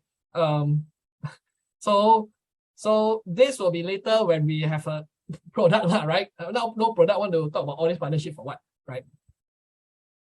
Will there be difference between gamers who are real, go out and walk and play, and who plays from home?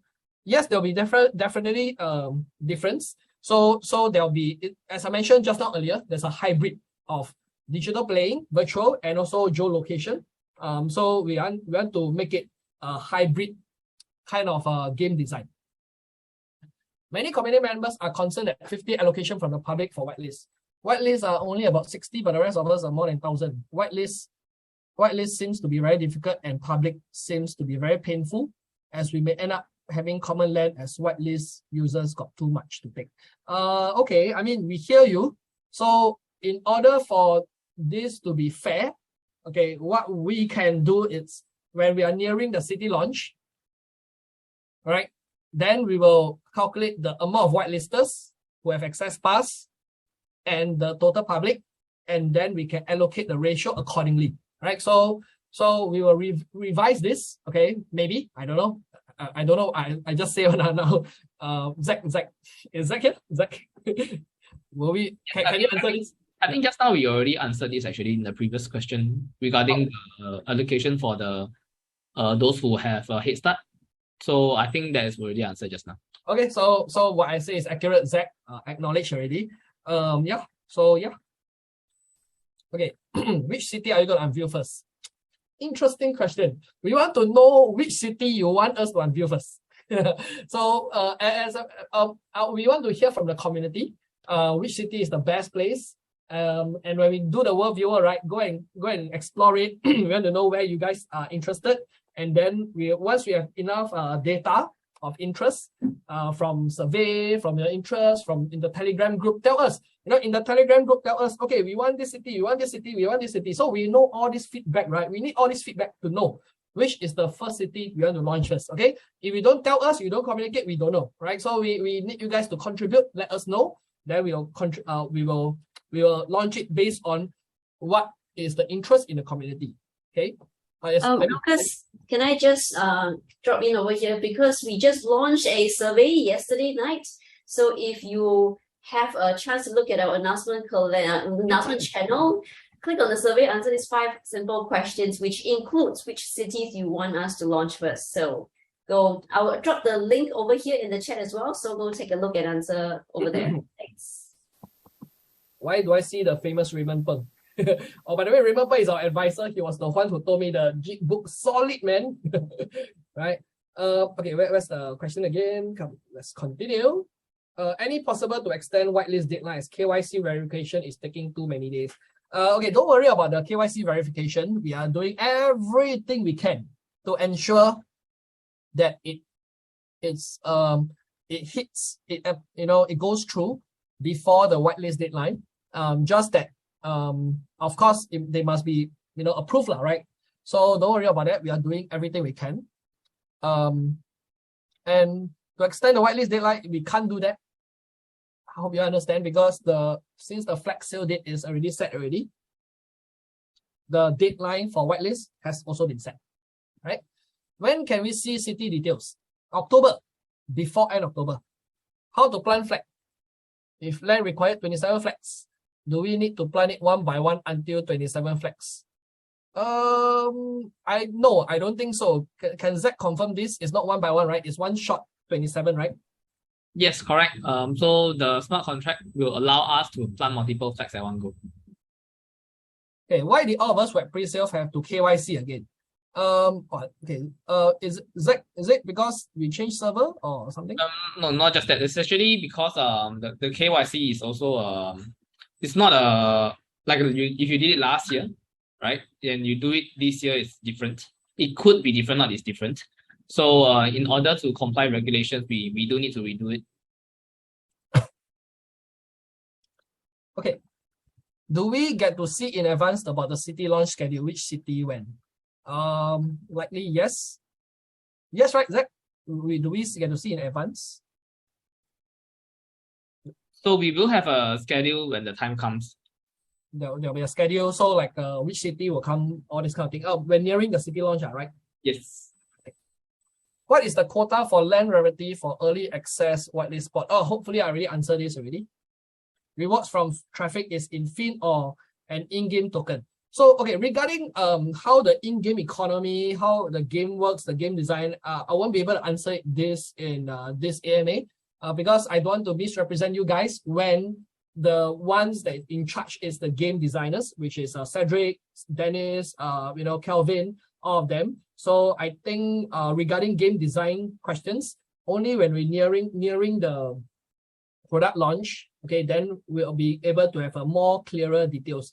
Now, the reason why, right, okay, we are giving now the flags at this price is because you guys are buying in, okay, when we have not have the game yet. That is this price. Now, then, which is 1995. Then in December, the phase 2 flag sale, why it's 2995? Because you will already have more details already. All right, that's why it'll be at 2995. When more details, which is lesser, which is more clarity, right? But also means to say your price also increase. Then when it gets more and more, which is the game product out already, right? You already have certainty. And then of course it'll get higher and higher. I mean, that is how economics works, right? So again, now you are trusting in us. That's why it's at this price. All right. KYC, I'm concerned it's taking too long. Okay, I hope I answer your question already. We will get the KYC thing approved ASAP. Hopefully, we are confident to actually get it before the whitelist deadline is set. So rest assured, we are doing our best to make it happen. What happens to unsold flags? This whole land sale will be ongoing, especially since we are doing city by city by city. So we want to keep it an ongoing campaign. All right. So it'll be ongoing until we sell the flags. All right. So what will happen if you fail to claim land with your flags? Will you be stuck with valueless flags? There should be a refund mechanism built in for emergency situation. So if you fail to claim your land, there will be no refund. All right, to be very clear, the purpose of the flags is to claim the land. Right, we have the land for everybody. Right, it's for you to claim it, and the land, once you claim it, it'll be minted as an NFT that can be available on OpenSea and tradable on OpenSea. All right, so if you hold to the flag and don't do anything with it, I mean, there is land for you to claim. But if you don't want to claim it, it's your choice. All right, you have an option to claim or don't claim, but you if there's a land, go and claim it. All right, then you can OpenSea. Why would you don't use it, right? Is it necessary to maintain interact with own land to attract citizens and earn from them? Is it necessary to maintain interact with own land to attract citizens and earn from them? I don't want to spend too much time with the maintenance, but get passive income instead. So, okay, think of it this way. When you buy a plot of land in the real world, as you see a very beautiful plot of land, okay, you buy it, and then you do nothing with it. What do you get? Nothing, right? But the thing is, it does not mean there's no value. Somebody who wants to do something with it will come and approach you and say, why are you not doing anything with the land? Can I buy it from you? Right? You can sell it at a higher price, you can sell it at a lower price, up to you. You can sell it, right? But of course, when you buy the land in the real world, you go and build something on it, you go and do something, then you start to generate passive income. Does it make sense? All right. So it does not make sense if you buy a land and then you get passive income. Why? Because where does the money come from? It will end up becoming a Ponzi scheme. You get it? If you buy land, do nothing at all, and you still make money. Then the question becomes, where does the money come from? We want to build something long-term sustainable. So if you're so lazy to do anything about the land, buy it, wait for, if especially when the game gets more and more popular, right? There'll be people who want your land. Then you can sell it at a profit or whatever, up to you. All right. So that is how, if you understand how the real world works, you understand how the metaverse also works. All right. Are we going to have the same issue with land buying when some people were, locked off when trying to buy the Gen Zero buddies? What was this again? When some people were locked off when trying to buy the Gen Zero buddies. I was one of the people who locked off. I was not able to buy the Gen Zero buddies. By the time I logged in, it was too late, had difficulty to log in. I asked the group Affyn official chat if there were other people with the same issue, and the answer was yes. I was very disappointed. I'm with Affyn since the start. I think Zach, this question, right? Can you help with this question? Yeah, I think I'm not exactly sure what happened there because the instruction was the same for the Generation Zero buddies to refresh the page. And I think most of the people, the buddies got sold out in 100 seconds, so I'm not sure this problem applies to everybody. Okay. Yeah, thanks for this feedback. At least now we have we know of this situation, right? So we will also look into it and figure out if there's any issue on the technical side of it. It could also be right on the user side of things where they have technical issue. For example, let's say your internet suddenly own-self auto shut off. That's also a possibility. But on our end, we do everything we can to make sure that things are running smoothly on our end. All right. So on the user end, hopefully you guys also do everything you can to make sure that everything is running smoothly on our end. Because for this to work, it takes two hands to clap. All right. Land claiming will be done from mobile app or from Affyn website.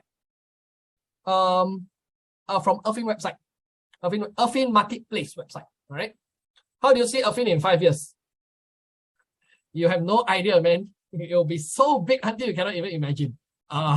So you see, when we do things, you look at the way we have actually done things, all the way since the beginning, right? We want to always over deliver, right? We want to always deliver when we say things. So our alpha game demo, our trailer video, our NFT buddies, everything we do, we want to make sure we over deliver. When you ask me what we see in 5 years, I am very confident we'll be so big until you'll be like, oh my God, I can't believe I was part of it many years ago. And I will guarantee you one thing. There will be people who will proudly say, I saw Affyn 5 years ago when they were nothing. How I wish I held on to it. How I wish I bought the lands. How I wish I stayed in there. I missed it.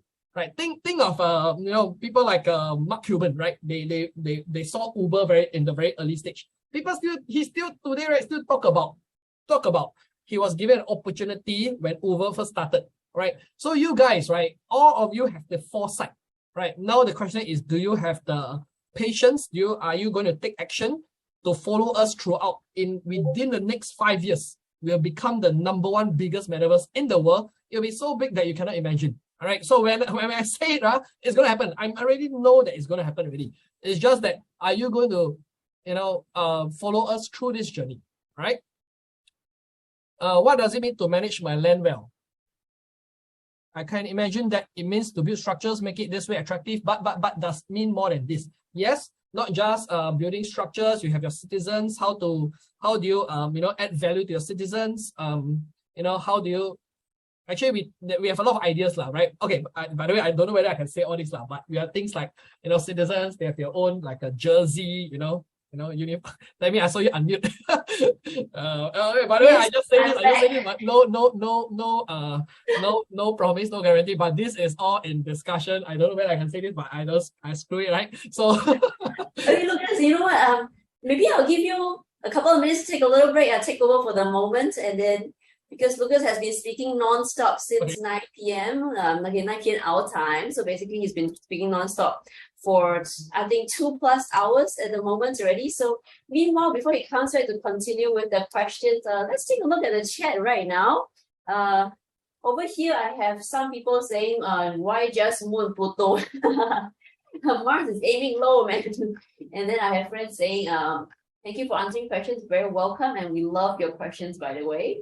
And also, Lucas for president. That's quite funny. Yeah, Lucas is spelled with a Z, by the way. Now, my name is spelled like specially Lucas as well. And Yancy is saying, love Lucas's energy a bit, talking over non-stop for actually more than an hour. It's like 2 hours-ish. And say, please don't give more than 75 whitelist spots. We don't know yet, that the one Lucas has already mentioned. But don't worry, I know your concerns, because a lot of people thinking that if you have too many whitelist spots, those people in the public sale may not get the same advantage of choosing the lands they want, right? They may not have a chance for mythical or the epic they want. But really, don't worry about that. We have already confirmed in the guide book as well. We have said that no matter which round you're in, whether you're in the private round, whether you're in the whitelist round or the public round, we have specific amounts for how many mythical per round. So there's no such thing as if the whitelist people will snatch all the mythical. It's not going to happen. So don't worry about that. And I have Lucas back here. Yeah, I mean, I'm here now. Toilet break, right? Yes. And I'm going to hand over to you again. All right. Okay. So wait, what's the next question? How many structures can I build on hexagon? They look very small in a gameplay demo, for example. Oh, okay. Yes, this one I can answer. Hey, wait, Zach, double confirm. Zach, is it 7? There's 7 slots, right? I don't think it's 7, but actually the gameplay stuff, I think we should leave for later for the game team to confirm. Okay. Yeah. Okay, guys. Gameplay questions. Okay, when the game nearing, then we let you guys know. All right. So there'll be more information regarding lands. There'll always be new things, updates. Every time we announce an update, you guys like, wow, my land, lucky I bought the land. Okay. What is the mean with the term we decide what's prime? Cause comments to okay, you see here, normally, right, when land sale happens, right, people will look at a very popular location. Let's say the Niagara Falls, example. Okay, let's say the Niagara Falls, right? It's popular. A lot of tourists go there, everything. So then Niagara Falls itself becomes very, very, very expensive because it's a prime location. Right. So now, right, we don't want it to be set this way. We want it to be priced, a Niagara Falls that could be an 80% chance. It's a common land. So the price of that common land, price of the Niagara Falls prime location is at 1995 Affyn only. So imagine you take that flag and plant it, it's a Niagara Falls location. And on the secondary market, what do you think is the value of a Niagara Falls location? Right, so you decide the prime location. We don't want to decide and say that, oh, Niagara Falls is a prime location, so it's supposed to be worth 50,000 Affyn or 100,000 Affyn. We want you to choose where is a good location, plant it. It could be a common land, it could be a rare land, mythical land, or epic land. Up to you, right? You plant it, you choose. It's really up to you to decide. Okay, and then after on the secondary market, if the market decide that, oh, Niagara Falls is a good location, it's a common land, then they will determine there's a value on it. You determine how much you want to price it, up to you, right? Or if you want to sell it. So that's what we mean by you decide where is prime. Okay, so question number 4. Imagine I've chosen my land where I intend to put my flag. How do I know when it's time to show up in the city wave process? How do I know if it's still free? Perhaps I let city after city pass and then suddenly ending up with the insight that my favorite place was already chosen by some whitelist or private guide. Will there be a counter of how many, for example, mythical and epic and rare are still available during the land sale process? Now, let me try to digest this question. Imagine I've chosen my land where I intend to plant my flag. How do I know when it's time to shop in the city? And how do I know if it's still free? Otherwise, perhaps let's the other. Oh, okay. I hope this question was already answered by Zach just now. It's a first come first serve process. And you'll be able to see if somebody actually took it. Right? Yeah, I hope this question was already answered right just now. Half of December for me is personally a very, very busy month. Can you say a bit more of when in December and the city's journey starts and when it will be every day a new city, or will it last longer even over Christmas into January?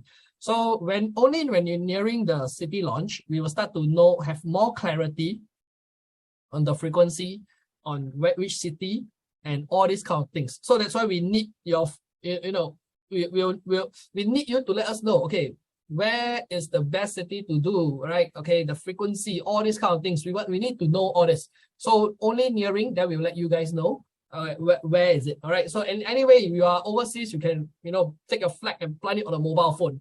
Simple, right? Okay. Now, are we going to have the same issue with land buying? Okay. I hope this was answered already. How do landowners earn from player traffic? Do players pay Affyn or some in-game item?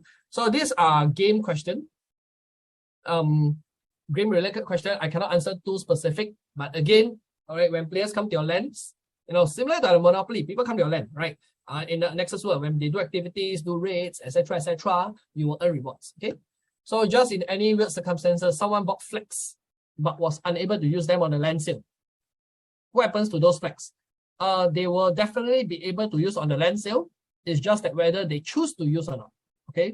So the flag will be there until they plant the land on the land. Right? The land won't disappear, basically. The land won't disappear. Right? The flag also won't disappear until they plant it. Okay? I mean, it's just like you take, you go and, I mean, you buy an item, you don't use it, it's just there. Right? You take the item, you plant it, it's yours already. Okay? So Gen 0 holders, do they get flag airdrop or choose land? They are left. Okay, regarding Gen 0 holders, please understand that we will give more specifics at a later timing, as our focus now is on the current land sale campaign. When finally, actually, I think that one, I think that question we can answer. Okay, yep. Yeah, so you're asking actually if the Gen 0 holders will get flags dropped to them to get the epic land, right? So that's not going to happen. Oh. So the epic land will be directly airdropped to your wallet. So you don't need to actually go and get, you won't have flags, or you won't, airdrop to you. It will just be the land. So the flags, but they will, in the world viewer, they will see a flag there, right? Only when it's theirs. Really. Oh, okay. So basically, we will plant the flag for them. We will directly airdrop to you, and not airdrop flags to you. Hey, end-to-end service, guys. End-to-end service. Flag also help you plant, by the way. Okay. Since when exchange listing already answered, since city launch will take place by separate waves, do whitelisters get to be the first to choose for every wave of city launch? Yes. So if you are a whitelist, if you have a whitelist early access spot, right? Every city launch, you have a 24-hour early access. All right. So that's the benefit of a whitelist spot. So I mean, people work so hard to get the whitelist spot. We want to make sure that the effort is not wasted. All right. So every city, they'll have 24-hour access. So coming, right? Please participate in the contest. And the reason why is because, I mean, you guys really put in effort, right? We want to reward you guys, right? And not one time, but every city launch. If airdrop happens in Q1 2023, means Gen 0 holders random airdrop may not include all the cities. Can you clarify? I mean, it's possible because it's an ongoing land sale. What are the benefits of all access pass holders besides being allowed to buy 24 hours early? 2. All access pass holders can get flags and choose land earlier by 24 hours. Yes. So all access pass holders, you all can buy flags 24 hours early, and every city launch, right? You can have 24-hour early access. So across all cities, one city, waves of cities, whatever. Okay, you all have 24-hour early access. For what will Finn needed after all flags and all land was sold and taken by somebody? Of course, Finn, there'll be more things, right? Finn is the currency, is the means to, our products. So there'll be more things. Will there also be purchasable land plots in unpopular countries like Russia, North Korea? I mean, if it's not popular countries, then no lah, right? Again, it's really about what you guys, think should let us know what are the cities you want. I mean, if you don't say Russia and North Korea, that will also be out of our mind. There are a lot of things we will take into consideration. For example, the popularity of a city, the GDP in a city, the population in the city, and more importantly, the community feedback on the city. How many listed cities will be listed? Approximately. Zach, can you answer this question? You quite a number lah, basically. Okay. The exact numbers Okay. Lucky I throw it to you. Not able to say now. Yes. Yeah, not able to say you. Okay, now. Okay, good. Okay, mythical land is randomized. So a land location could be bad but mythical. Yes, correct. Mythical land is randomized. So a land location could be bad but mythical. Yes. It's random by the way, not we choose. But anyway, you'll see the word viewer lah, right? Very, very nice one. Very, very, very clear one. You know, okay, where is mythical, where is this, where is that? You will see it, right? Did you choose the spots for mythical land? Or was it randomly chosen? Randomly chosen. Will Finn be considered as security? No, Finn is not considered as a security because it's a utility token. Right, that the only purpose is for using it, okay, not like like staking, passive income, that kind of things. So we don't have that risk. We have cleared with our legal team. We have complied with all regulation, and we have a legal opinion. That Finn token is a utility token that the purpose is for using. Is whitelist guaranteed or still first come first serve? First come first serve.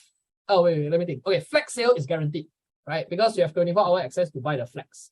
For the land purchase is also guaranteed, but the thing is there's no guarantee on getting the exact land or rarity that you want because that will also be first come first serve with other whitelisters. All right, so but you technically get a land, right?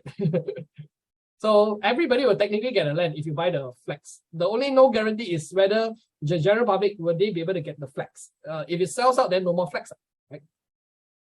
Okay, one thing I want to talk about, one thing I want to share. I almost forget this. So let's talk about marketing. So one thing we wanted to do, right, is to ensure that our land NFTs falls into the hands of our loyal Affynians who have been following us all throughout. We don't want a situation where, we do a lot of marketing, a lot of new people come in, and then they grab all your flags, and then you're with us for 9 months, 10 months, and then after that you don't have flags after so long. So that's one of the insights that we actually realized that it will be very unfair if that happens. So that's why we wanted to ensure that you guys can purchase your flags first, right?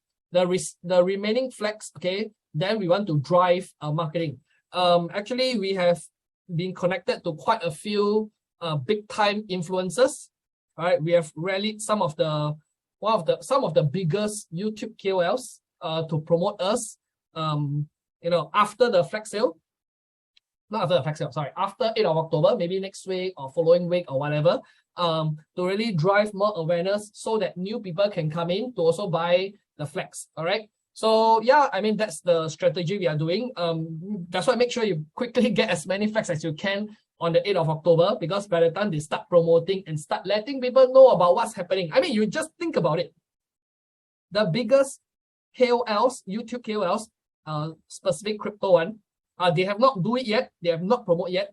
What you have seen is only the beginning only, right? But the more prominent ones, okay, will be promoting us in maybe the second half of October, maybe the second or third week of October, I don't know. But when they start promoting, imagine the visuals they will be showing to people, the gameplay trailer. the alpha game demo. Imagine when they see the land design, how do you think their community will feel about it? So you better get your flags like on 8th of October before they come out their video. I don't know when they're going to come out their video. I cannot promise, but I requested it to be, maybe the second, third week of October, maybe second or third week of October. All right. Yep. Okay. Wait. Where was I? Tell me. We're talking about the whitelist spots and the referral program. The next few questions. So for those who have whitelist spot, will there be a confirmation sent? Oh, tell me, will they have a confirmation sent? I think yes. Let me read this question. With all those whitelist spot confirmations sent successful whitelisted. So if you are a winner of a whitelist spot, you will be contacted by us. So no worries. Or rather, I think you will need to contact us. I need to double confirm. But in other words, we will definitely be in contact with you. Yep, we'll contact you guys. I got late to the referral program. If I sign up a referral, let's say tomorrow, and his KYC will be approved after the deadline of 5th October, will the referral still count to my chances to win a whitelist? Okay, so again, we'll do everything we can to ensure that the KYC gets approved before the deadline. We'll do everything, no promises, but we'll do everything we can to make sure it happens. In order to build structures in land, do we need to hire a developer or okay, you ever play SimCity? So there will be structures ready for you. You can take and build it. All right. So you don't need to hire a developer. Is there still a chance to participate in the referral contest, considering it takes 3 days? Yes, you still got a chance. The KYC process, we will do everything we can to ensure it, the referral especially, to KYC approved before the 5th October. Can we have multiple citizens on different lands? For example, I have 2 landowner friends. Can I be a citizen on both? Cannot. So, I mean, that's what I know for now, that one player can only be a citizen of a hometown. All right. If not, you one person, you can be a citizen of 100 lands, then you play and earn, then all the earnings go to 100,000 mayors. It does not make sense. It's not sustainable. Unless you want to split the earnings into 100,000, then it doesn't make sense, right? So the answer is no. You can only be a citizen of one hometown. Could you explain me better? I live in Italy, Rome, but I can choose any city of Italy or I can choose nearby Rome. Okay, you see here, in the real world, if you buy a land overseas, let's say you are in Italy, right? You're in Rome, you live there. You want to buy a land in, let's say, Greece, right? Or maybe let's say the US. Can you buy it? Yes, technically speaking, you can. You can be a landowner of a land in US, right? You still can manage it overseas. Now everything all online, you can also do it. So if you can do it in the real world, why can't you do it in the metaverse? So again, we are all, if it's a virtual world, right? You can manage lands anywhere around in the world, regardless of where you live. If I organize an event on my land, say a concert, how will landowner be able to sell and collect ticket price? Okay, this is a gameplay question. I cannot give you a specific answer now. When it gets closer, then I'll give you more details. Just to clarify, I did my KYC during pre-sale. Do I require to still do KYC again? The answer is yes. Everybody will need to KYC for this land sale. All right. You can be a pre-seller, you can be a new user, you still need to register an account and KYC. If you are a Gen 0 account holder who participate in the Gen 0 marketplace, you have an account, but you still need to log in and KYC. All right, so you need to KYC. Why do they need to KYC again? All right, so KYC is a very tricky thing, right? So just now Zach did mention that we need to conduct KYC. It's an ongoing process, right? So again, we have to follow the governmental regulations, right? When is the exact date for the private round for land sale happening? In the month of October, before the end of October. The amount of flags is the exact amount of lands, not that flags become useless. Flags will not become useless. They will be able to use to claim land. There will definitely be lands to claim for flags. So there won't be like, oh, sorry guys, no more land. Here's the flag that you're stuck with. No, your land, your flag, you can claim land. All right. We understand that there are different biomes in the Nexus World, but is there going to be seasons as well? Like in real life, when season change, does this happen in Nexus World depending on our location as well? But this is very interesting because this is really about the law of Nexus World. Kelvin will be the best person to answer this, but I don't think this is the right time to answer this. Especially we just started our alpha only just came out only, right? So only when nearing the launch of the game, then you have to have more details on regarding gameplay questions. Is there any announcement on seed rounds? What is seed rounds? I'm not very sure. If you're talking about private round, it's in the Git book, right? So yep. Sorry, just turn in. Hi Floris. Yep, I see you always helping us. Thank you. So sorry, just tune in. Can flags remain unused or will they be placed by Affyn if I don't do that? Some people in the chat think that they can plant the flags next year. Okay, yes. I mean, finally we get to this question. The flags can only be planted in the pre-game launch phase, which is the first half. It cannot be used for the post-game, the other half. No. So your flags has to be used in the pre-game launch land, right? The flags unused will just stay unused, right? Until you plant it. The land will still be there until you plant it. Really just think of it like you buy a product and you don't use it. It's just going to be there if you don't use it, right? I mean, let me think of something. Let's say you buy a bottle of Coke and you put it there and you don't drink it. It's just going to be there if you don't drink it. You open it and drink it. Same thing. The flags unused is a flag as an item unused until you plug it. Okay, understand? Get it clear? Yeah. You buy a movie ticket. You don't go and watch the movie ticket. What's the value of the movie ticket? It's no use, right? Until you actually go and watch the movie. All right. So be very clear. Thanks. Great example. Great example. Unlikely I missed the private investors email of 50 August. Can you please send me an email with all that I need to do to participate in the private sale? Zach, regarding this, do we have an answer for this, Zach? Private? Right now, at this point of time, we are on hold for a while, because we are finalizing the administrative issues, and then for those who are still interested, we will actually be reaching out by email. So if you have communicated to us in email, right, we will be reaching out to you over the week. So for private sale, I mean for the private round, it's actually a little bit different from the rest of the sales. So for example, land in the private round are kind of bought directly. There are certain advantages basically being in the private round. So it's different from being in the okay. So to answer the question on private round, we will communicate with you directly. If you are one of our venture capitalists or VCs or private investor, we will communicate with you directly. All right. So yep, but later, because now our very big focus is on the public round. Okay. Thank you once again for answering all these questions, boring questions, not directly connecting to the game. I'm not sure if you answered this last one I asked about number of cities. Yeah, a number of cities. Just now Zach said we cannot give the number yet. We have a clearer idea nearing the city launch. All right.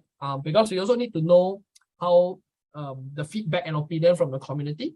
Then we know how to structure it properly accordingly. So one thing you must understand about the team, right, is we are not like wood one, like or dead one, set plan means set one. We are always adaptable. Because we understand this space, right? You must understand this space is very relatively new. Things are always moving.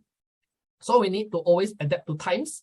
We need to adapt to changes. And we are always adapting to the best possible data. So everything, the decision we make, right, is backed by data. It's not based on, guessing, like, oh, pop from no air, plug from air one. So hopefully you guys understand that when we do things, we want it to be backed by data, right?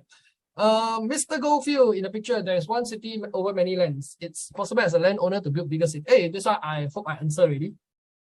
Will the private sale portion of land selected be carried out via the main flag planting procedure? So for private sale, we will communicate with you guys directly on the instructions. Can original private sale contributor take part in the land if they miss the August 15th? Again, we will communicate to the, if you have been our VCs or private investors we will be communicate with you directly. I joined late, so apologies if I already answered. Will major cities have areas that are common and rare and epic, or will the entire big city be mythical? No. It's not possible for the entire city to be mythical. You look at the whole city, all yellow color, all gold. You will look at it as the gold mythical city. No. Yeah. It'll be randomly preset. It'll be randomly spread out and preset. Does the world viewer that will be shown earlier in the end October show where are the... Yes, it will show where the mythical epic common are all across. I feel game demo, too many trees and the lands look so small. And when will the game be transferred into first person mode instead of third person camera view? Okay, so game related stuff, all right, it's always evolving, it's always improving. So there'll be different phases of development, especially nearing our private closed beta. We will keep updating and show you guys how it looks like, because we also want to know what's the best possible outcome. And we have some of the most experienced professionals in the company to actually ensure the development of this game to become incredibly successful. So rest assured, we'll always be updating and showing more. Can we upgrade our land from common to mythical later point? No, cannot. Common to mythical cannot be upgraded. It can be improved to even surpass the earnings and stats than a mythical. If a mythical does nothing, but it cannot from common become a mythical. Okay, launch on other smart chain, is it? We have plans. Currently, we are still using Polygon. We have plans possible, but don't want to give any specific promise right now. Is it in our top? Yes, but next time probably. We are still comfortable using Polygon, so we are still sticking to Polygon now. Okay, so if a player is staying in Singapore and wants to go to another location remotely, he can play. What's the difference between playing remote and going to exact location on holiday and play on the location itself? So yes, the player can play remotely, but if they go to exact location physically, there is certain benefits. For example, maybe more earnings, maybe there are activities that are only geolocation based and things like that. So as I mentioned, it's a hybrid game design. When we need teleport. When will Affyn look at broadening its marketing strategy, listing on major exchanges? I hope I answered the question about marketing strategy just now. So right now we have a very experienced chief marketing officer leading the marketing department. So yeah, it's timing is everything. Just understand, timing is everything. Please bring it to PC, computer game modes also. Support on Windows or MacBook, maybe VR in future. I mean, NEXUS World is just one of the many metaverses that we are building. It's the first and our flagship, but we are also building on, we are also building multiple games that can be interoperable. All right, your NFTs, it can be interoperable between all the metaverses, creating that multiverse, the Affynverse, right? So NEXUS World is NEXUS World, and yeah, more things are coming. You will start to see it in the future. Please don't give more than 75 whitelist spots in total. Oh my god. I mean, think about it. There's how many flags and how many lands? So we want to make it proportionate. I believe there'll be more than 75 whitelist spots, definitely. So yeah. I mean, 75 out of such a big number, it doesn't make any sense, the ratio. If the price of Fyn is much higher when the game is out, let's say $1, will you still charge 53,000 Fyn, which would mean $53,000 for mythical, or will you adjust the price accordingly? So you see, one thing to take note, right, is when the game is out, wouldn't you agree our land gets more and more expensive? Now imagine you bought a land in Hong Kong or Singapore or wherever you live right now. 20 years ago, what's the price now? Now you want to buy a land in Singapore. Do you think $1 million you can buy a land? I'm not very sure, right? So it will get more and more expensive, definitely. That is the value of a land. It only get more and more expensive, right? So when we adjust accordingly, it will only get more and more expensive. Right? Why are we so confident? Because we know we are going to become the biggest. If we are not that confident, why do you think we'll charge like that? Right? In my opinion, it's very low price. It's super undervalued. You're buying a few $100 for one land. I mean, come on, you think about it. You're buying a land a few $100. I mean, if Singapore 20, 30 years ago, right, one land $100, right, buy. I mean, if I won earlier, right? now, I already like, one of the big monopoly already. The one land $100, you want to talk about. I know that for sure, right? Our metaverse will be bigger than Singapore. I mean, across the whole world. And how many lands are there? I mean, I hope you all really can see what I see. It's crazy. I mean, I believe lands can be worth crazily next time, especially when we have tens of millions or even hundreds of millions of people playing the game. $100 for a land, come on! Oh my god! I find that we are undercharging sometimes, but again, we maintain that we want the community to benefit, right? Tens of millions, you don't tell me you sell your land at what, $500 on the open market?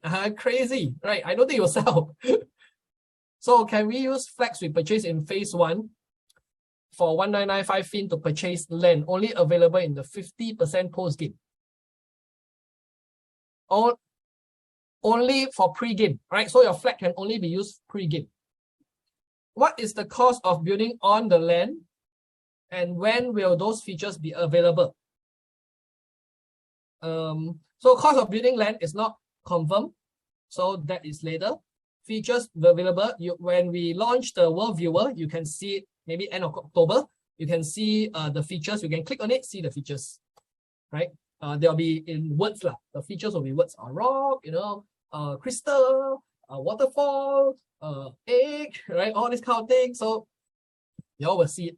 How will the team use the Affyn tokens they collect for flex sale? It will go into our treasury. All right. Oh, water, yeah. I mean, can a player become a citizen of any hometown, regardless of geolocation? Yes, a player can become a citizen of any hometown. Now think of a hometown like a guild. Okay, you can form a large guild, right? Like a community, and you are the guild leader. So as the mayor, but when your guild players, your citizens go out and play, you can tax. Just imagine this. I mean, thousands of players, tens of thousands of players possible, right? I mean, if you have in the future, people are free to join, free to play, they go and play and earn, they happy, you earn tax, why not? If you can't see it, I really can't help you, man. I internally, right, we are all excited about this land concept. So maybe this is the first time you're hearing it. When you start to slowly sip in and understand it, right, it's going to be so huge. Nobody have actually done this before. Or are there any benefits for any player to become a citizen near their real location? I mean, the benefits is really up to you to decide, right? Because you can do collaboration in real location with real businesses. It's really up to you. Again, this is not it's really a community. We want to empower the community to truly power the metaverse economy. When we talk about really growing the economy, right? It's not just about us as a company, but it's together as Affynians, right? We want to empower it together. Are there any problems going in gameplay if I hold my land NFT or buddies on a cold wallet? Not really. I mean, if you hold it, you hold it, right? So just make sure you don't lose your ledger. In the current climate, the NFTs with 10K supply is struggling to sell out. What happens to unsold land of Affyn? So again, this is going to be an ongoing land sale. It's a whole long-term campaign. We will do it until it sells out, right? It will be ongoing. So does, I mean, of course, if everybody sell so quickly, then we didn't. I mean, then that's another story, lah, right? But it is our plan is to keep it ongoing. I mean, it's possible to sell quickly, but our plan and intention is to keep it ongoing. All right. Does that mean the world viewers show the land plots, but we determine if the land is common or mythical? Yes. No. Sorry. The world viewer will already show you all the common, mythical, rare, and epic all across already. You'll be able to see it before you plant your flag. What if in real world the iconic part of the city is demolished? Will NEXUS World equivalent also change accordingly? So no, all right, no.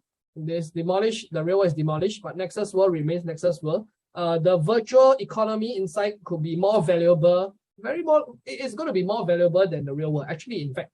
So it really depends on what you do. Of course, if you do nothing, there's nothing, right? Does all access part need to KYC and register on marketplace? Okay, this is no need, right, Zach? I asked you yesterday, no need, right? Just to double confirm. Yes. So for all access pass holders, right? We will actually hang tight. We'll actually send you an email by tomorrow. So this email will tell you what to expect in full detail.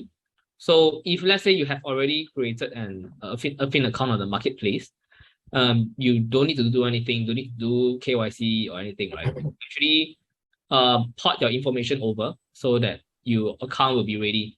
If let's say you do not have an Affyn account yet, we will be actually creating an account for you. And all you need to do when it happens is to log in with the credentials and then change your password. So yeah, I hope that answers the question. Okay, yeah. So thanks, Zach. So just to clarify with absolute clarity, all access pass holders are the ones who participate in the private round. Okay, private round. That is based on Zach's answer. Okay, so if you're participating in private round, that is the answer. Did you read my whitelist winning medium article, which I wrote for you? Hidden factors that makes Affyn unique from other crypto. I think I read it, but would like to have it again. Maybe just to double confirm it's from you. I know the Gen 0 holder epic lands are given randomly, but when will these random lands be reserved to be airdropped? If it's after majority of flag placing period, then the remaining epic lands to be randomly given will be more unwanted epic lands, right? Or may not have enough epic lands. So okay, regarding Gen 0 things, right? I want to make it clear that we'll give only more specifics at a later date.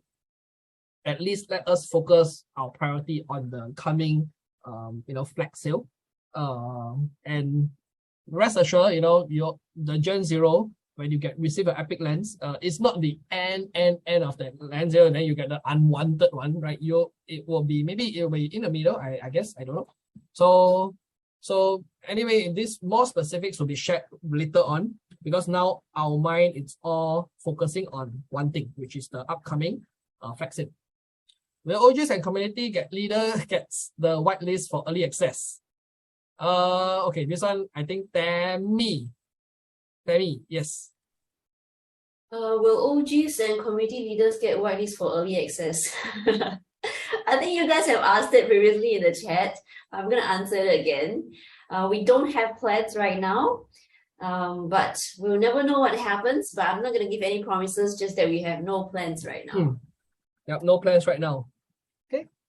No plans right now. Guys, I'll fight for you. Try. If it makes sense. Okay. Have you talked with any major exchanges? Oh man, of course we talk to all of them. We are in connection with them, the bigger exchanges. The thing is, we are not allowed to say when and if we are going to list them. And it must make sense. It must make strategic business sense if we were to list on them, and because there must be a clear objective of why we list on big exchange. Are we in connection with them? Yes. Are we in communication? Yes. But we cannot say anything at all, zero, due to legal, for legal purpose, right? So the only thing I can tell you is, yes, we are talking to some of them. Most of them actually. So yeah. Hey, the team very strong, well-connected team, okay, by the way. Well-connected team. Some of us has been in the blockchain space since 2016, 2017. Even Zach himself has been since 2017. So he has participated in a lot of projects, not just as an investor, but also leading as community, helping out as community and a lot of things. So he's someone I actually go to a lot for advice when it comes to blockchain and crypto related stuff. So yeah, we actually started since those times. And we have been through, seen the ups and downs of crypto, and we know where are the pitfalls. We don't do things based on guessing, right? We actually went through a whole cycle, the bull run, the bear market, the bull run, DeFi market, all the trends. We actually went through it. We have been active in the space also as well. So yeah, I mean, hopefully that answers your question. Okay, except on building structures on my land, how can my land attractive? How will it work to make events? Okay, so this gameplay thing, tell you more next time.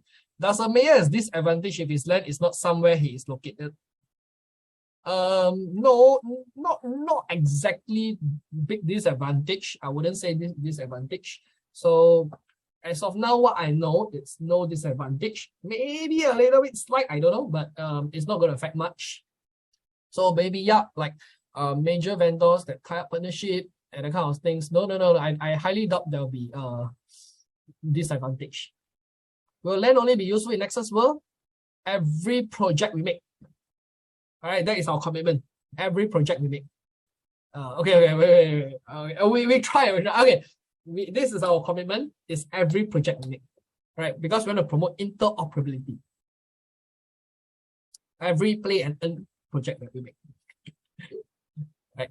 So will improving our land be limitless, or is there a maximum level a land can reach? There's a maximum level it can reach, right? For example, a common land can only improve 5 times of mythical. Yeah, actually you get it correctly.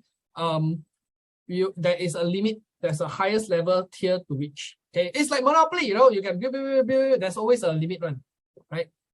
I see Affyn very expensive in far future because of Affynverse. Do you plan to implement an token for games if that happens? It's possible. It's possible.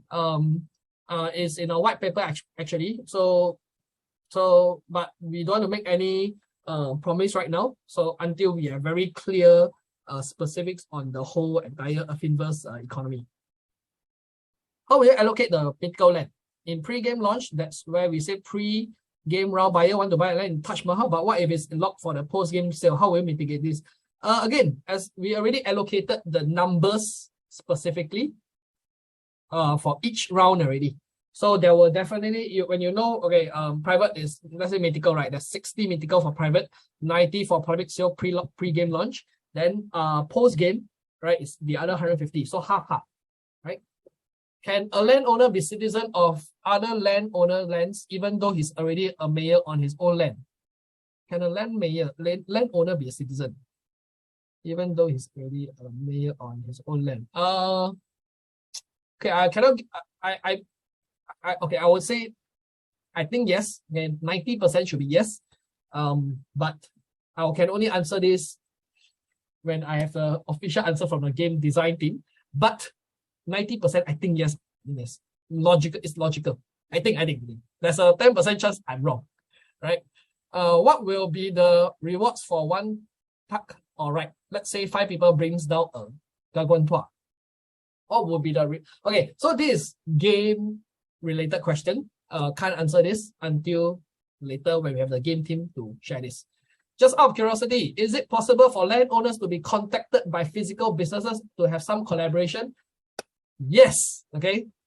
Can I get a job with the team? Email to our what's the email? People matters. Right? Enquiries at affyn.com. Enquiries at affyn.com. Yep. Did I answer all the questions?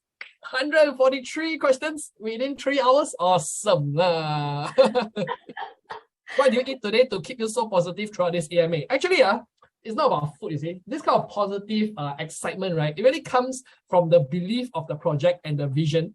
and also really from the team and from the community. So it's you guys who give me this kind of energy one. You guys, I won't have this kind of energy. I'll be like, right. But again, it's really a combination of you guys, the belief in the vision of our project. If I don't believe in the vision of the project, right, I won't be that excited because you cannot fake this kind of excitement. Well, it looks like we had just one last question at the end. How will partners be able to? I love you guys. Yes, I love you guys. Thank you, man. We love you guys too. How will partners be able to see who is the landowner and contact them for partnership? Okay, so this is very game related. Okay, again, game related questions can only answer. Sorry, actually this one I can answer. I can answer. Okay, very good, very good. So in the world viewer, right? Actually, when you own the land, it's going to appear on the world viewer who the owner of that particular plot of land is. So even before the game comes out, you can actually see who is the landowner in that particular. Okay, maybe not contact but you can basically know who the wallet owner is, and I'm not sure whether you can find the person on OpenSea or something but maybe you can try. Yeah. So, I mean, you're the landowner, right? You can put your number there. Okay, for contact, put your phone number there. Eventually in the game, there should be a system to do something like that. Yeah. Yep. I mean, yeah. Actually, it's a direction we would like to do it, but we cannot confirm this because this will already be from the game design team. The game product team, right, are way more experienced than us, right? So they will know what is the best possible route to actually for this to actually happen. So yeah, actually we can feedback to them to talk about this. Tell me, you're muted. Again. Thank you so much, Lucas. I really want to thank you for 3 hours. We've been talking non-stop for 3 hours. This is our longest AMA ever. This is a record breaking. And at the same time, talking about record breaking, I also want to share news with everybody here. We have decided just for this AMA, only for this AMA, we're going to make a little bit of a difference. We will have, previously we always have snippets after the AMA, right? For this round, after the video is rendered, we'll put up the entire video on YouTube channel, so you guys can take reference and also encourage our friends to look at it. In case you want to refer friends and they want to know more, you can ask them to look at our YouTube channel, the Alpha event, and this video as well. And at the same time, before I end the session, I would like to thank Lucas very much, and Zach as well, and all our Affinians that is here who join us and throughout the entire 3 hours. So it really shows the passion you have for us as well. So thank you so much for all your time and effort and your amazing questions as well. I just like to remind everybody we have a survey that went out yesterday, and this survey really is very important to us so that we can hear your feedback. And then I'm just putting out the link over here. It's just 5 simple questions. Tell us your views, which cities you like. Are you on an Android phone or an iPhone? Or these are the very simple questions that you have. If you've done this survey, thank you very much. And at the same time, somebody asked, when do we get to see Zach on camera? So one thing you all know, right? Actually, Zach today has something on. I mean, he has been really working through until 3-4 a.m. In the weekend, by the way, weekend. I know because I was there, right? So take me also, right? So Zach has been spending all his time really working, and even in the evening tonight he has something on. But to really support this AMA, I asked if he could help. He sacrificed his own personal time, ready to come onto this AMA to support you guys. So let's really give a big thanks to Zach also as well, and Tammy also as well, and also the rest of the team. I'm sure the marketplace team now is still working very hard. I mean, we are not some 9 to 5, 9 to 6 people. We don't have Monday to Friday.